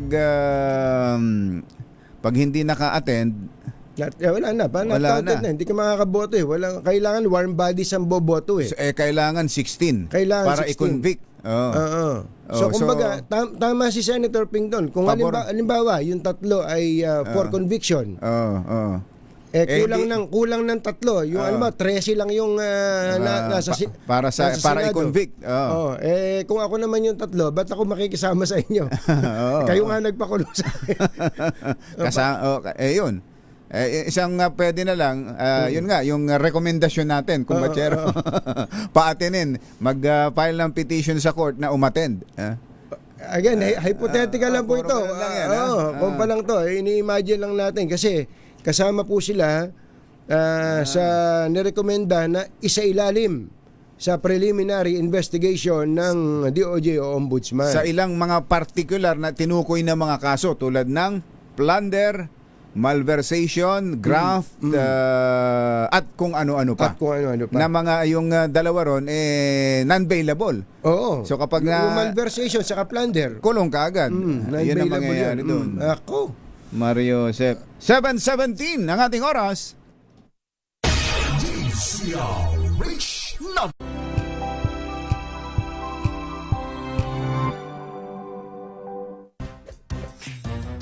Galing-galing mo. Smart dishwashing paste ko. Pritong ulam na masebo. Plato ng kaldero. Tanggaling for everyday. Ganyan pag smart ang dishwashing paste. May double tanggaling formula. Tanggalang sebo, tanggalang bakterya. Pahit para walang pahit. Linis fantastic sa metal at plastic. Number 1 ko to. Tanggaling-galing mo. Smart dishwashing paste. ACS. Sa lahat ng bagay, simula pa lang, siguraduhing max protection na. Kasi pag kulang ang proteksyon, baka madaling masira. Sa ngipin, dapat may max protection din. Max sa alaga ng unique toothpaste. With Max Protect formula, helps stop cavities before they start, while keeping breath fresh. Try unique maximum fluoride protection. Para max alaga, max protektado. ACS. Wow, ang saya. Isang barangay na labada, puro mancha pa. Goodbye, pahinga. Mommy, isang laba lang yan sa Pride Bar Blue. May powerful stain-away enzymes na malupit sa dumit mancha. At di masakit sa kamay. Isang laba lang yan. Hello, pahinga. Hello, Pride Bar Blue. ACS.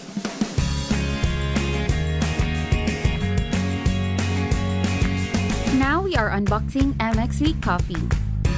Each box has 10 sachets of low-acid and sugar-free coffee. You can have it hot or cold. Bring it with you anytime, anywhere.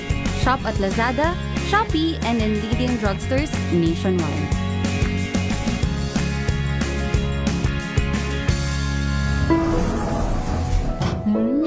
Amoy forever. Amoy LQ. Amoy New Calad Berry Blooms. Amoy kalat, amoy good vibes. Tinesting, sinuri, siniyasan. Ang resulta? Super effective ang Shield sa pagpatay ng bakterya at virus. Shield Antibacterial Soap. Believe ang mga eksperto sa Philippine Nurses Association. At si Mami. Tiwala ako sa Shield. Shield Antibacterial Soap. Napatunayang mabisa. Ang mga nurse, tiwala. ACS. Amoy forever. Amoy LQ. Amoy New Calad Berry Blooms. Amoy kalat, amoy good vibes.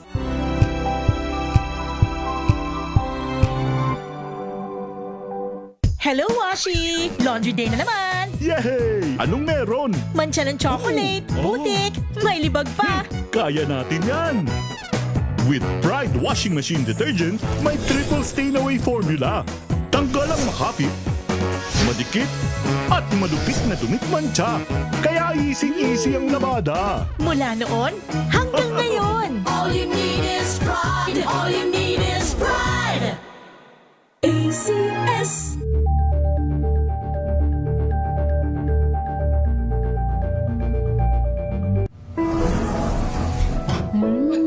Amoy forever.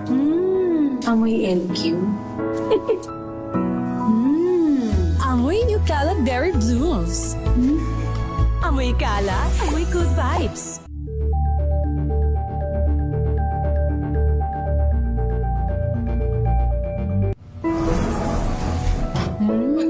Amoy forever. forever. Amoy LQ. Amoy New Cala Berry Blooms. Amoy Cala, amoy good vibes. May nagbago. May arte. May budget. Akala nyo lang yon. So solid. White Rose Papaya, wow, white rose. White Rose Papaya, wow, white rose. White Rose Papaya. May glow up with White Rose Papaya. White Rose Papaya. May puti power times 2 kasi may papaya at niacinamide. May shea butter and tea tree oil pa. Kutis sulit ang glow up. Glow up with White Rose Papaya. White Rose Papaya. Kutis sulit ang glow up. ACS. Amoy forever. Amoy LQ. Amoy New Cala Berry Blooms. Amoy Cala, amoy good vibes.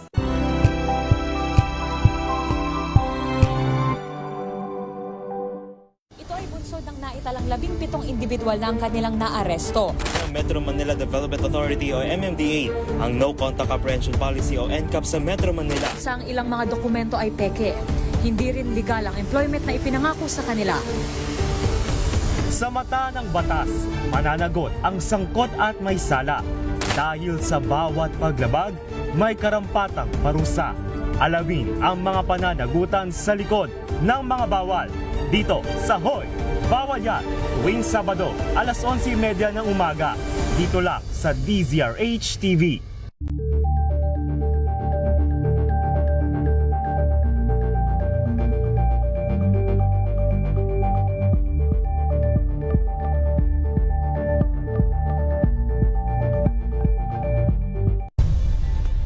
Nagsimula sa pangarap hanggang sa maabot ang tagumpay. Iba't ibang kwento, iba't ibang mukha ng atletang Pilipino. Mas pinatindi, mas pinalakas, at mas pinaaksyon sa Match Point tuwing Sabado, 12:30 ng tanghali sa DZRH TV.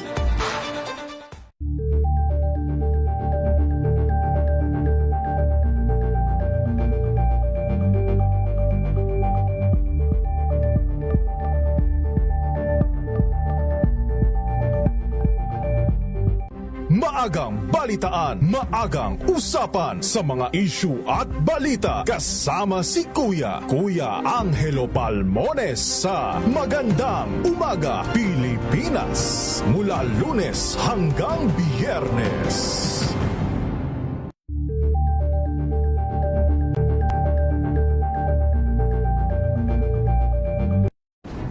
Kung good vibes ang hanap mo, dito ka na sa sigurado.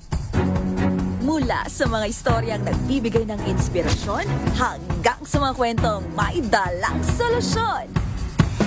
Mga balitang pampagaan, pakiramdam at pampaganda ng araw. Hindi lang ba sa good news, kundi the better news. Mula Lunes hanggang Biyernes, 1:00 ng tanghali sa DZRH TV. Balitang dapat alam mo. Balitang magdadagdag ng talino. Dahil bagong impormasyon, makibalita. Unang-una sa DZRH. Pangunahing balita. Kasama ang 2x2 tandem nina Anthony Tabema at Jerry Baha. Narito na po ang ulo ng ating mga pangunahing balita. Senate Blue Ribbon Committee binago, pinalambot ang mga salita o wordings sa kanilang mga rekomendasyon na may kinalaman kina Senators Chis Escudero, Jinggoy Estrada at Joel Villanueva. Paglusaw sa travel tax, anti-dynasty bill kasama sa priority bills ni PBBM. Tito Sen, inupakan ng opisyal ng China na tinawag niyang rude and undiplomatic. Impeachment laban kay Pangulong Marcos tuluyan ng ibinaon ng Kamara. VP Sara, umiiwas naman makipag-usap sa mga kaalyadong senador. At Atong Ang nasa Pilipinas pa rin ayon sa DOJ. Magandang umaga Luzon, Visayas, Mindanao. Good morning Philippines! Hello world! Kami po ang inyong mga tagapaghatid balita. Ito po si Anthony Tabern. Ito po si Jerry Baha. At ito ang... Pangunahing balita. Sa detalye ng ating mga balita, inaprobahan na ni Pangulong Bongbong Marcos ang 21 priority bills matapos ang ikatlong pagpupulong ng LEDAC, Legislative Executive Development Advisory Council. Kabilang sa mga panukalang binigyan ng prioridad ng Pangulo ay ang Anti-Dynasty Bill na sinertipikahan bilang urgent. Nakauna-unahan kauna-unahan po ito. Kasama rin ang pagpasa sa panukalang batas na mag-aalis sa travel tax upang pag-aanin ang pagbiyahe ng mga Pilipino at mga turista na inaasahang magpapaangat sa turismo. Bukod pa rito ang mga panukala laban sa fake news at digital misinformation, BARM Elections, Kadena Act, Independent People's Commission Act, Party List System Reformed Act at iba pa. Ito, importante rin ito, kumbachero. Itong reforma sa party list system natin. Sinabi mo pa. Ang ganda rin ito. Ito rin ang dapat natutukan. Kumpiyansa si Pangulong Bongbong Marcos na magiging maganda ang epekto ng naturang mga prioridad sa napanukala oras na maisabatas. Target ng administrasyon na maipasa ang mga ito bago matapos ang June 2026. Nilinaw ni Senate President Pro Tempore Ping Lacson na mayroong slight changes sa partial report ng Blue Ribbon Committee kaugnay sa flood control mess. Ayon kay Lacson, may mga pagbabago lamang sa termino na kanilang gagamitin, ngunit pareho pa rin ang nilalaman nito. Kiti Lacson, irerekomenda nila ang pagsasagawa ng preliminary investigation laban kina Senator Chis Escudero, Joel Villanueva at Jingo Estrada sa halip na imungkahi ang paghahain ng kaso laban sa kanila o yung termino na sila ay i-charge dahil ang dating daw po nito sa tao parang i-charge na sa husgado. Paliwanag ni Lacson, pareho lang naman ang kahulugan nito sa konteksto ng kanilang report, ngunit para sa clarity ay binago nila ito lalo't sa formal na proseso ay tanging ang DOJ at Ombudsman ang otorisadong magrekomenda na maaaring kasuhan. Wala naman na bago. Alam mo, nagkaroon ng misunderstanding yung ibang reporters. Kasi inalis ko lang yung word na to be charged. Pinalitan lang ng to be recommended for preliminary investigation. Wala naman kaibahan yun eh. Kasi pagka ang meron nga ako narinig na news report na hindi na raw pa kakasuhan. Ganun? Wala naman pinagkaiba. Pag sinabi mong nirecommend mo para mag-undergo ng preliminary investigation, pinakakasuhan din. Pinakakasuhan, yes. Tinig ni Senate President Pro Tempore Ping Lacson. Samantala, pinalaga naman ni Senate President Tito Soto ang pambabastos at pangmamaliit ni Chinese Embassy spokesperson Ji Lingpeng sa resolusyong inaprobahan ng Senado bilang pagkondena sa pag-atake ng embahada sa mga opisyal ng Pilipinas. Kasunod ito ng pahayag ng Chinese Embassy spokesperson na ang naturang resolusyon ay political stunt lamang ng Senado. Ayon kay Soto, nais ng tagapagsalita na patahimikin ang mga senador sa pamamagitan ng pagtawag sa kanila bilang mga hipokrito at ignorante dahil sa pagtindig nila sa posisyon ng bansa sa usapin ng West Philippine Sea. Git ni Soto, ang patuloy na pambabastos ni G sa mga opisyal ng Pilipinas ay pagpapakita lamang na wala itong sapat na kaalaman kung paano umiiral ang diplomasya. Sa huli ay pinaalala ng Senate President sa Chinese Embassy ang mga katagang respect begets respect. Tuluyan na ibinasura ng Kamara ang dalawang impeachment complaints laban kay Pangulong Bongbong Marcos. Sa botong 284 na pabor, 8 tumutol at 4 na nag-abstain, pinagtibay sa plenaryo ang rekomendasyon ng House Committee on Justice na ideklarang insufficient in substance sa naturang mga reklamo. Sinabi ni Justice Committee Chairman Jerby Luistro na ang naging desisyon ay batay sa mga pamantayan ng konstitusyon, mga desisyon ng Korte Suprema at sa impeachment rules ng Kamara.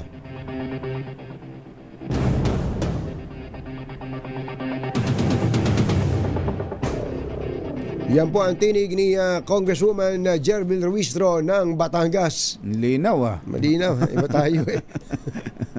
Ano nangyari? Wala. Bukas na. Sige, bukas na lang. Samantala, Pangunahing balita. itinigil na ni Vice President Sara Duterte ang pakikipag-usap sa kanyang mga kaalyadong senador. Ayon kay VP Sara, pinili niyang umiwas sa kanyang mga kaalyadong opisyal upang mailigtas sila sa anumang harassment o pananakot ng administrasyon. Paliwanag nito, napansin niya na tuwing may nakikipag-usap sa kanyang opisyal, kahit na bumabati lang sa kanya, ay hinaharas na ng administrasyon sa pamagitan ng paggawa ng mga kung ano-anong aligasyon at pagsasampa ng kaso. Samantala, dumistansya rin si VP Sara sa usapin ng kaugnay na umano'y tangkang pagpapatalsik kay Senate President Tito Soto sa pwesto at dumutang na panliligaw ng minorya kay Senator Loren Legarda. Tikom din ng bibig ng pangalawang Pangulo nang tanungin kung posible ang tangkang palitan ng liderato ay kung ang palitan ng liderato ay may kinalaman sa nilulutong impeachment laban sa kanya. Iginiit ni Coast Guard spokesperson for the West Philippine Sea, Commodore J. Tariela, na walang dahilan para humingi siya ng paumanhin sa China. Kaugnay ito ng pagpapakita niya ng karikature ni Chinese President Xi Jinping sa isang academic forum sa Maynila. Tugon ito ni Tariela sa panawagan ni Senator Alan Peter Cayetano na magsorry siya sa China dahil sa pag-post ng naturang larawan.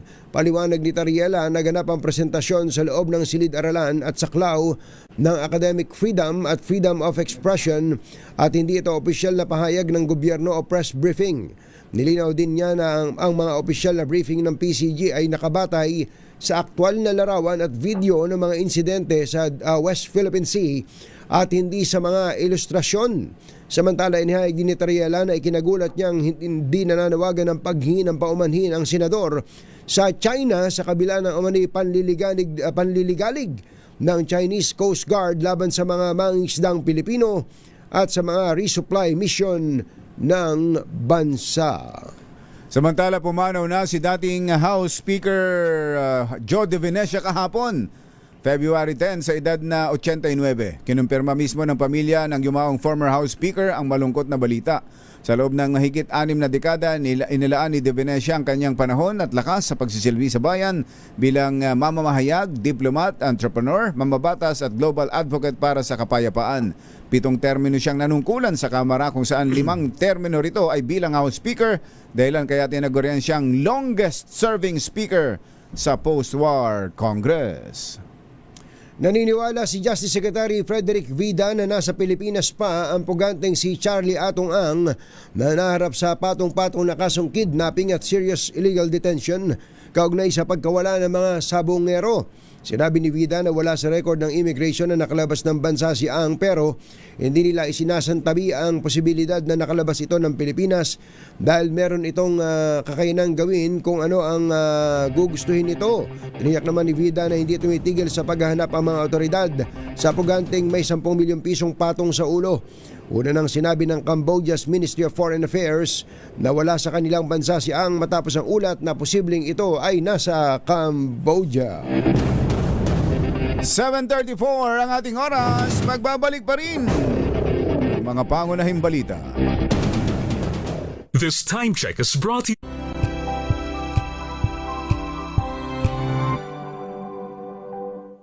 Maulan man, no worries na amoy kulog ang damit. Charm Fabcon, bangong kumakabloom, tanggal amoy kulog sa bango ng Charm. Kaya gamit ko Charm Fabcon with Bloom Fresh technology. Kills 99.9% of kulob-causing bacteria. May aroma burst pa of thousands of flowers and berries. Ang sampay sa loob, no amoy kulob. Bangong kumakabloom sa Charm. Charm Fabcon. ACS.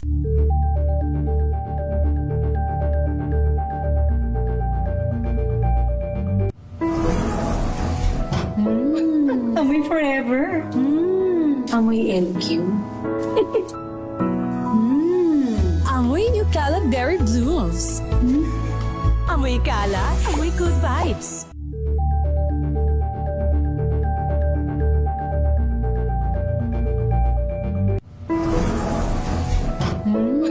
Amoy forever.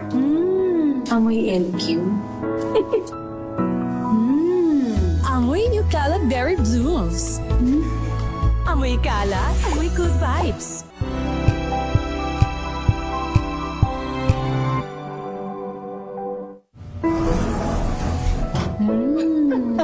forever. Amoy LQ.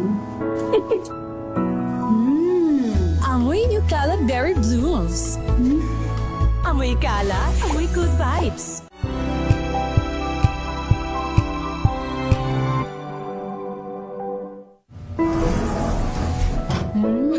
Amoy forever. Amoy LQ.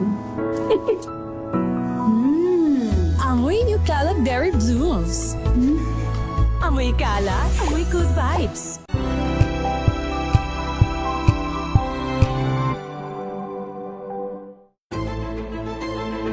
Pakikinggan ang bawat panig. When you fight for justice, think about the queer people. Kung hindi kami magkukwento, sino ang magkukwento para sa amin? Ang mga panawagan, ipababatid. Hindi talaga ito masusing pinag-aralan ng gobyerno. The women who are beaten and abused. It's time to listen to their voices. Tunghayan ang iba't ibang boses, mga kwento mula sa iba't ibang anggulo. Dito lang sa Point of View. Mapapanood tuwing linggo, alas 12 ng tanghali sa DZRH TV.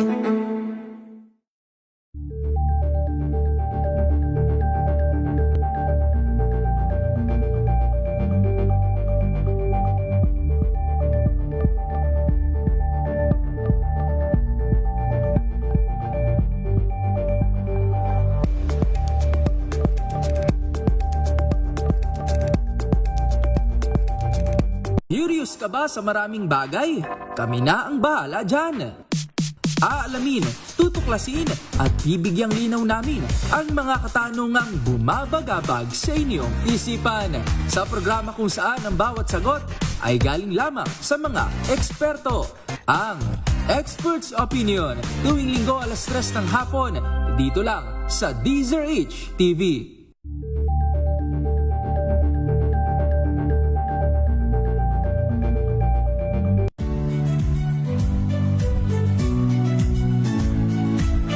Magandang araw mga kaibigan. Ito po ang inyong balerina ng bayan, si Lisa Makuhay Lizalde, na nag-aanyaya sa inyong samahan kami at ang aming mga espesyal na panauhin para sa kalahating oras ng masayang kwentuhan sa aming programang Art to Art, kung saan ang usapang sining at kultura ay para sa lahat. Huwag kaliligtaan, tuwing linggo, alas 3:30 ng hapon, dito lamang sa DZRH Radio, DZRH TV, at via online streaming.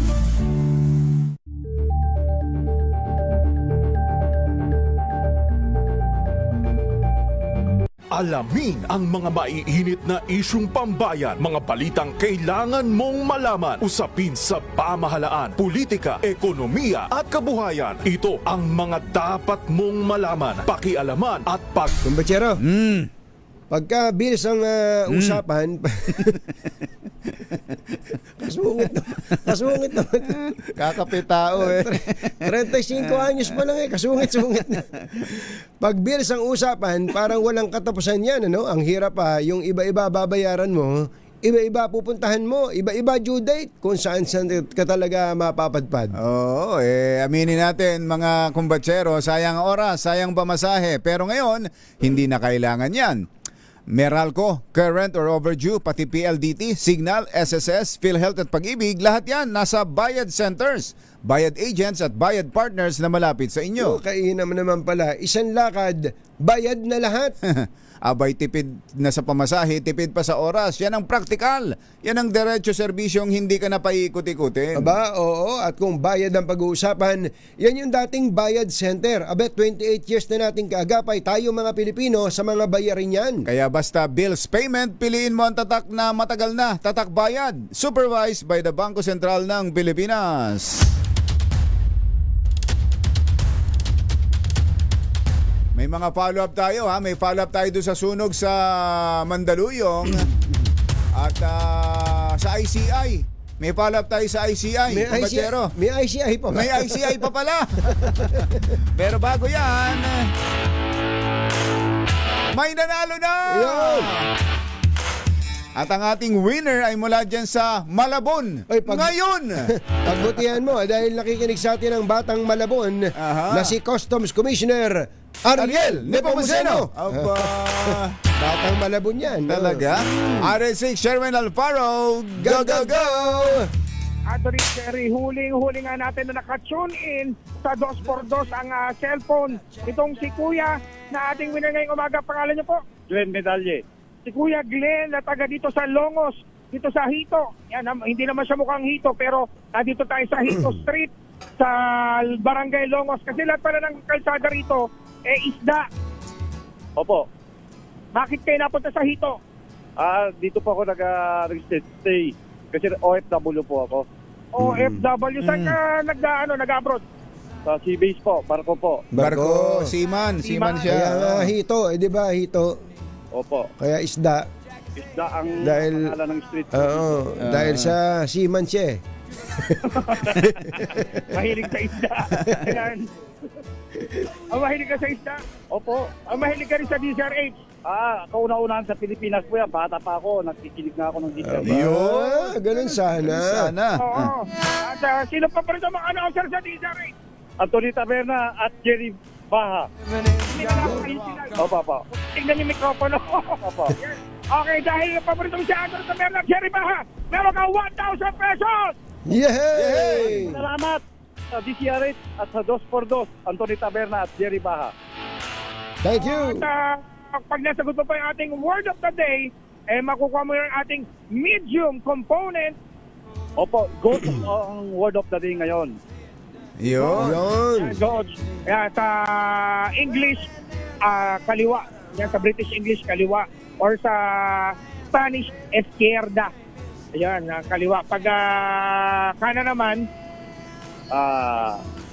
sa salitang kanan, sa right. Okay. Ano yung pinag-uusapan nyo? Ano ba? Ang bira. Ala pa, alas 8, nakainom na yata. Ano ba yung pinag-uusapan nyo, Sherwin? Mario Joseph. Sa salitang Pranses, gouch ay sa kaliwa. Ala ko ano na yung pinag-uusapan niya. Izquierda. Kapag Spanish naman, sa Spanish, derecha kapag kanan, at kapag Pranses naman, dioptre. Napakarami yung dami niyang pinag-uusapan. Ng DZRH. Ayun, ganun sana. Madamdaming bayan, Tia Deli. Ayun, tingnan mo na, kabisado. Kabisado, Sherwin. Kabisado yan. Dahil kabisado niya lahat at tatuang nakikinig sa DZRH. Ito po ang mga taga-Basilan at taga-Hulo. Assalamualaikum warahmatullahi wabarakatuh. Buenos dias.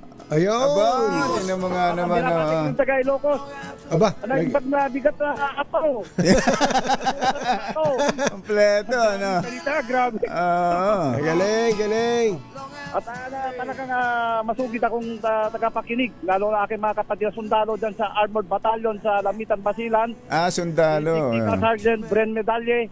At si First Scout Ranger Noel Medalye. Nasahin dyan sa 103rd Brigade. Ayos. Okay. Kuyang, salamat Thank po. you.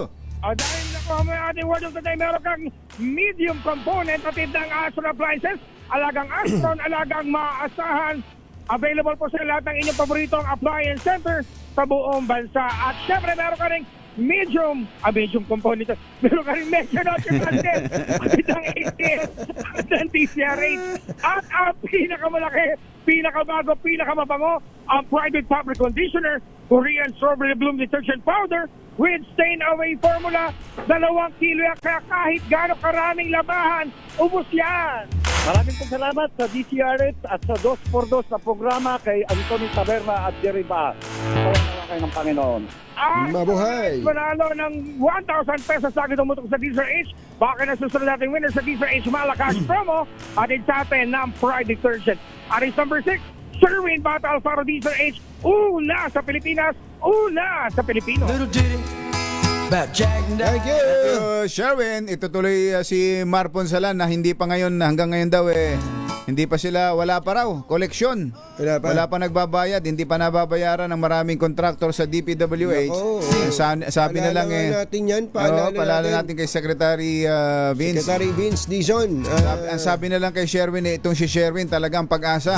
Siya ang gold medalist ngayon Bakit ba sumisikat yung gold Oo nga. medalist na yan? Sherwin, alam mo ba yon? Ba't ba, Yuel, ba't ba trending ang gold medalist? Ba't may SEA Games ba ngayon? Naghahanap tuloy ako ng mga sports eh. Sports eh. Bakit Sports sikat yung balita. gold medalist na yan? Samantala, Kuyang Elsa Bartolomeu, magandang morning. Magandang umaga rin na kumbatsero at happy birthday kay Mayor Raycat. Mayor Raycat. Happy birthday. Tatahimik ha. Happy birthday din kay Benny Cruz Santiago from Batch 84 Pasay City West High School. At kay ating Janice Tang. Ating Janice Tang. Magandang morning. Ng William Medica, Bangkok. Babasahin namin sa susunod yung statement ninyo, ating Janice ha. Oo, importante yan. At magandang morning din kay Sec Banoy Lopez. Meron oo nga pala, may press con. Uy, abangan nyo, malaki yung press con na to. Yuel, may press con daw si Sec Banoy. 9 a.m. Meron daw pong importanteng order. Babanggitin sana natin, kaya lang baka ma-preempt. Baka ma-preempt. Mamaya na, sa press con na. Sabay-sabay na. Magandang morning din kay Asek Marcos pa rin. Marcos pa rin, Lacanilao ng LTO. At sa bagong talagang Executive Director ng LTO, si Attorney Martin Ontog. Yan. May iniimbitahan daw ang ICI, Show My King. Show My King? Show My King? Sarap yan Paborito namin yan Talaga. RH15, Giselle Recaport. Come in, Giselle!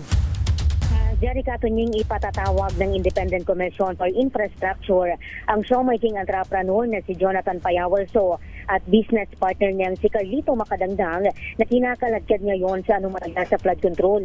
Sabi sa DZRH News ng isang ICI official, agad nilang padadala ng invitasyon ang 2 oras na makumpleto na yung mga commissioner ng komisyon. Isasalang din niya nila sa hearing yung iba pang itinuturing na persons of interest sa iskandalo. Sinabi ng opisyal na magpapatuloy agad yung pagsasagawa ng pagdinig ng Independent Commission kung hindi pa ito bubuwagin ng Pangulong Bongbong Marcos. Yun lang. Kung hindi pa. Kung hindi pa. Teka muna, bakit ito ba pinansin nila dahil ginawa ng report ng AMLAC o talagang nasa radar nila yan itong mga taga-showmaking? Kasi Katunying, ang DOJ din kasi meron na rin kasing statement dyan. Nagsabi na rin na iimbestigahan na rin nila yung sinasabing papel nga nitong sinaso at Payawal doon sa ang totoo nun nagiging selective yata yung ICI na rin halimbawa yung mga 15 contractor na top contractors wala naman silang ipinatawag na iba. Asa na yung yung yung number one. Ano pa, legacy. Yung maganda yung naalala mo yung Giselle, yung maswerte sa chicks. Yung maganda asawa. Maganda asawa. Yung maganda yung bakit yun? Pinatawag ba ng ICI yun? Ang sabi ka, Jerry Katunying, dyan ni Chairman Andy Reyes, yung ibang mga nandun sa 15 na kontratista, may mga, hiningan daw nila ng mga documents at sasalang daw doon sa kanilang mga investigation. Yung mga dokumento ng kanilang mga kontrata, simula noong 2016, kung hindi ako nagkakamali, hanggang ngayong taon. Wala na. Mabubuwag na May kasama pa ba siya dyan sa ICI? Parang yung guardian na lang yata. Yung guardian na lang yata kasama ni Justice Reyes Sabihin mo kay Justice Reyes, medyo wag ka na kamo ma-stress. Baka gusto mo na rin kamong magpahinga na lang. Kahit mag-isang commissioner na lang si Chairman Andy Reyes, Jerry Katunying, kasama pa rin naman niya si Executive Director Brian Hosaka at yung Special Advisor na si General Alurin. Una nga rito Jerry Katunying, sinabi ng DOJ na iniimbestigahan na rin nila yung sinasabing papel ni Naso at Macadangdang sa anomalya matapos silang idawit doon sa top-notch catalyst builders. Ayon kay Prosecutor General Richard Padulyon, bagamat hindi kontratista si So, proponent umano siya doon sa proyekto. Tinawag naman na walang basihan ng mga negosyante yung nabanggit na akusasyon. Wala pang hatol ng Pangulo sa magiging kapalaran ng Independent Commission o kung may plano pa ba siyang magtalaga ng mga bagong commissioners. Ito ang Giselle Ricapoy para sa DZRH, una sa Pilipinas, una sa Pilipino. Medyo nakakaaliw yung salitang proponent, kumbatsero, no? Diba, pribadong tao ka. Pribadong tao ka, tapos naging proponent ka na isang project. Paano nangyari yun? Anong impluensya mo para maging proponent ka ng... yun na nga eh. Hindi ka naman opisyal ng gobyerno. Hindi ka senador, hindi ka congressman. Paano ka magiging proponent ng isang project? Dahil yan doon sa ginawang scheme nung mga nakakaalam talaga diyan. At ang nakakaalam talaga diyan, hindi naman yung proponent na mula sa legislature nasa DPWH din. Sila yung nakapag-design ng scheme na yan. Totoo Kaya yan. kahit private person nagiging proponent. yun sa galing sa husay nila. Hindi ka naman contractor. Ay wala kang pinirma ng papel tapos naging proponent. Sinabi siguro, pare, mamuunan ka dito, pwede kang kumita rito. Kung ikaw yung negosyante at may pera ka na extra. Okay ba yan? Sige, ito, sali ako dyan. Ayun. Kaso ka ngayon. Proponent ka na. Saka natawa ako doon sa AMLAC report, kumbatsero Saan naman kayo nakakita ng AMLAC report na ganito? Kinuwenta yung pagpasok ng pera sa account, paglabas ng pera sa account, tapos tinotal. Halimbawa, 1 million piso pumasok sa account, 1 million lumabas. Yung dineposito, tapos winidraw 1 million. Ang lumilitaw na 2 million. 2 million. Paano magiging 2 million yun? Ano ba? Di ba minus na yung isa?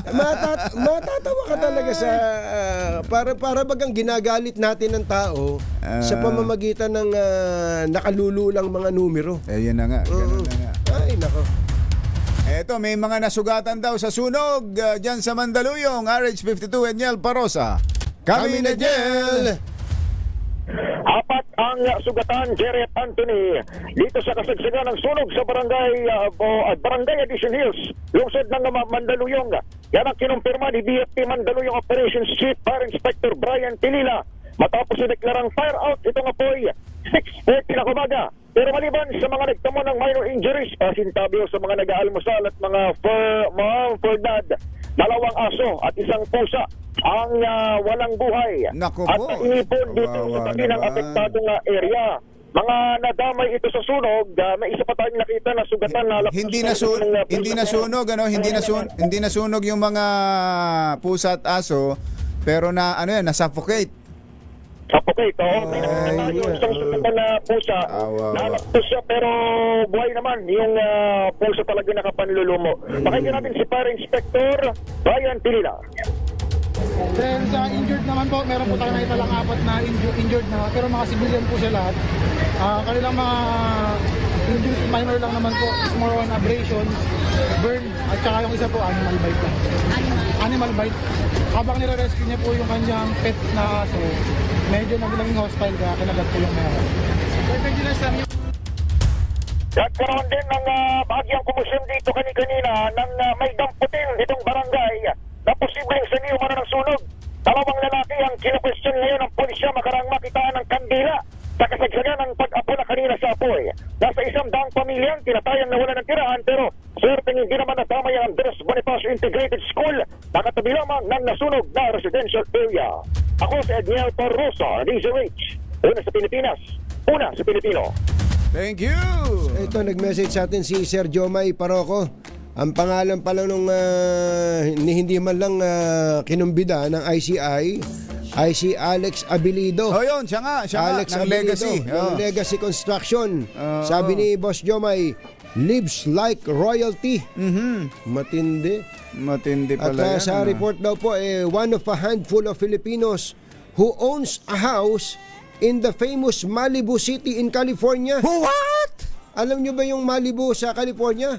ito po ay kilala sa kagandahan ng mga beaches dito at mga celebrities ang nakatira ang kapitbahay niya mga dyan. artista, mayayaman. Talaga naman, oh. Yun lang. Baka yun ang napipintasan sa gobyerno kumbatsero Lalo sa mga investigating bodies. Nagiging selective. Ilan Nagiging lang. selective kung sino lang yung tuloy lumulutang pa yung mga kwentuhan na may nang aayos. May ayusan. May ayusan. Yung mga kumita ay pinagkakakitaan. Ayun! Baka may mga kailangan na kayo ipaayos sa inyong mga bahay. Tulad ng bubong. Buti na lang may bubong na maasahan. Gawa sa state-of-the-art technology. May aluminum na. May pintura pa. Na available na rin sa pre-painted tiles pan. Para sa eleganteng bubong na matibay na makulay pa, Mag-Cherilum pre-painted ka na! Ito pong best-selling 7-seater SUV ng Cherry Tigo Philippines. Ito pong all-new Tigo REV Luxury Edition. Meron na tayong bago. May bago na tayo. Yuel, may bago na tayong picture niyan, ha? Oo. Ito pong all-new Tigo REV Luxury Edition SUV ay nakapagtala ng best-in-class fuel efficiency rating. Antindi. Alam niyo kung gaano ka layo ang narating? 84.28 kilometers per liter. Sangka pa. Gasoline equivalent. Matapos ang fuel eco run ay sinagawa ng Department of Energy. Batay nitong 2025 lang yan, ha? Batay po sa resulta ng pagsusuri ng DOE, nanguna ang Tigo REV LE sa mga sasakyang sinuri sa mga sasakyang sa kategoryang plug-in hybrid, hybrid diesel at gasoline. Yon, ito pong Tigo REV LE ay may 1.5 liter turbocharged engine at may pinagsamang electric at hybrid driving range na hanggang 1,400 kilometers sa isang full tank at charge. Meron din itong iba't ibang safety and driver assistance features, kabilang ng advanced driver assistance systems, adaptive cruise control at 540 degrees camera system. Sa halagang 1,528,000 pesos ay maaari ka na makabili ng matipid at reliable na 7-seater SUV ang Cherry Tigo REV LE. Ayan ang picture ayan Pogi. Kaya ano pa hinihintay nyo? I-test drive na yan! Kids growing up in the heartland. Paano? Tanghali na Tanghali na. Bye! Happy weekend! Damdaming bayan! Susunod na! This time check is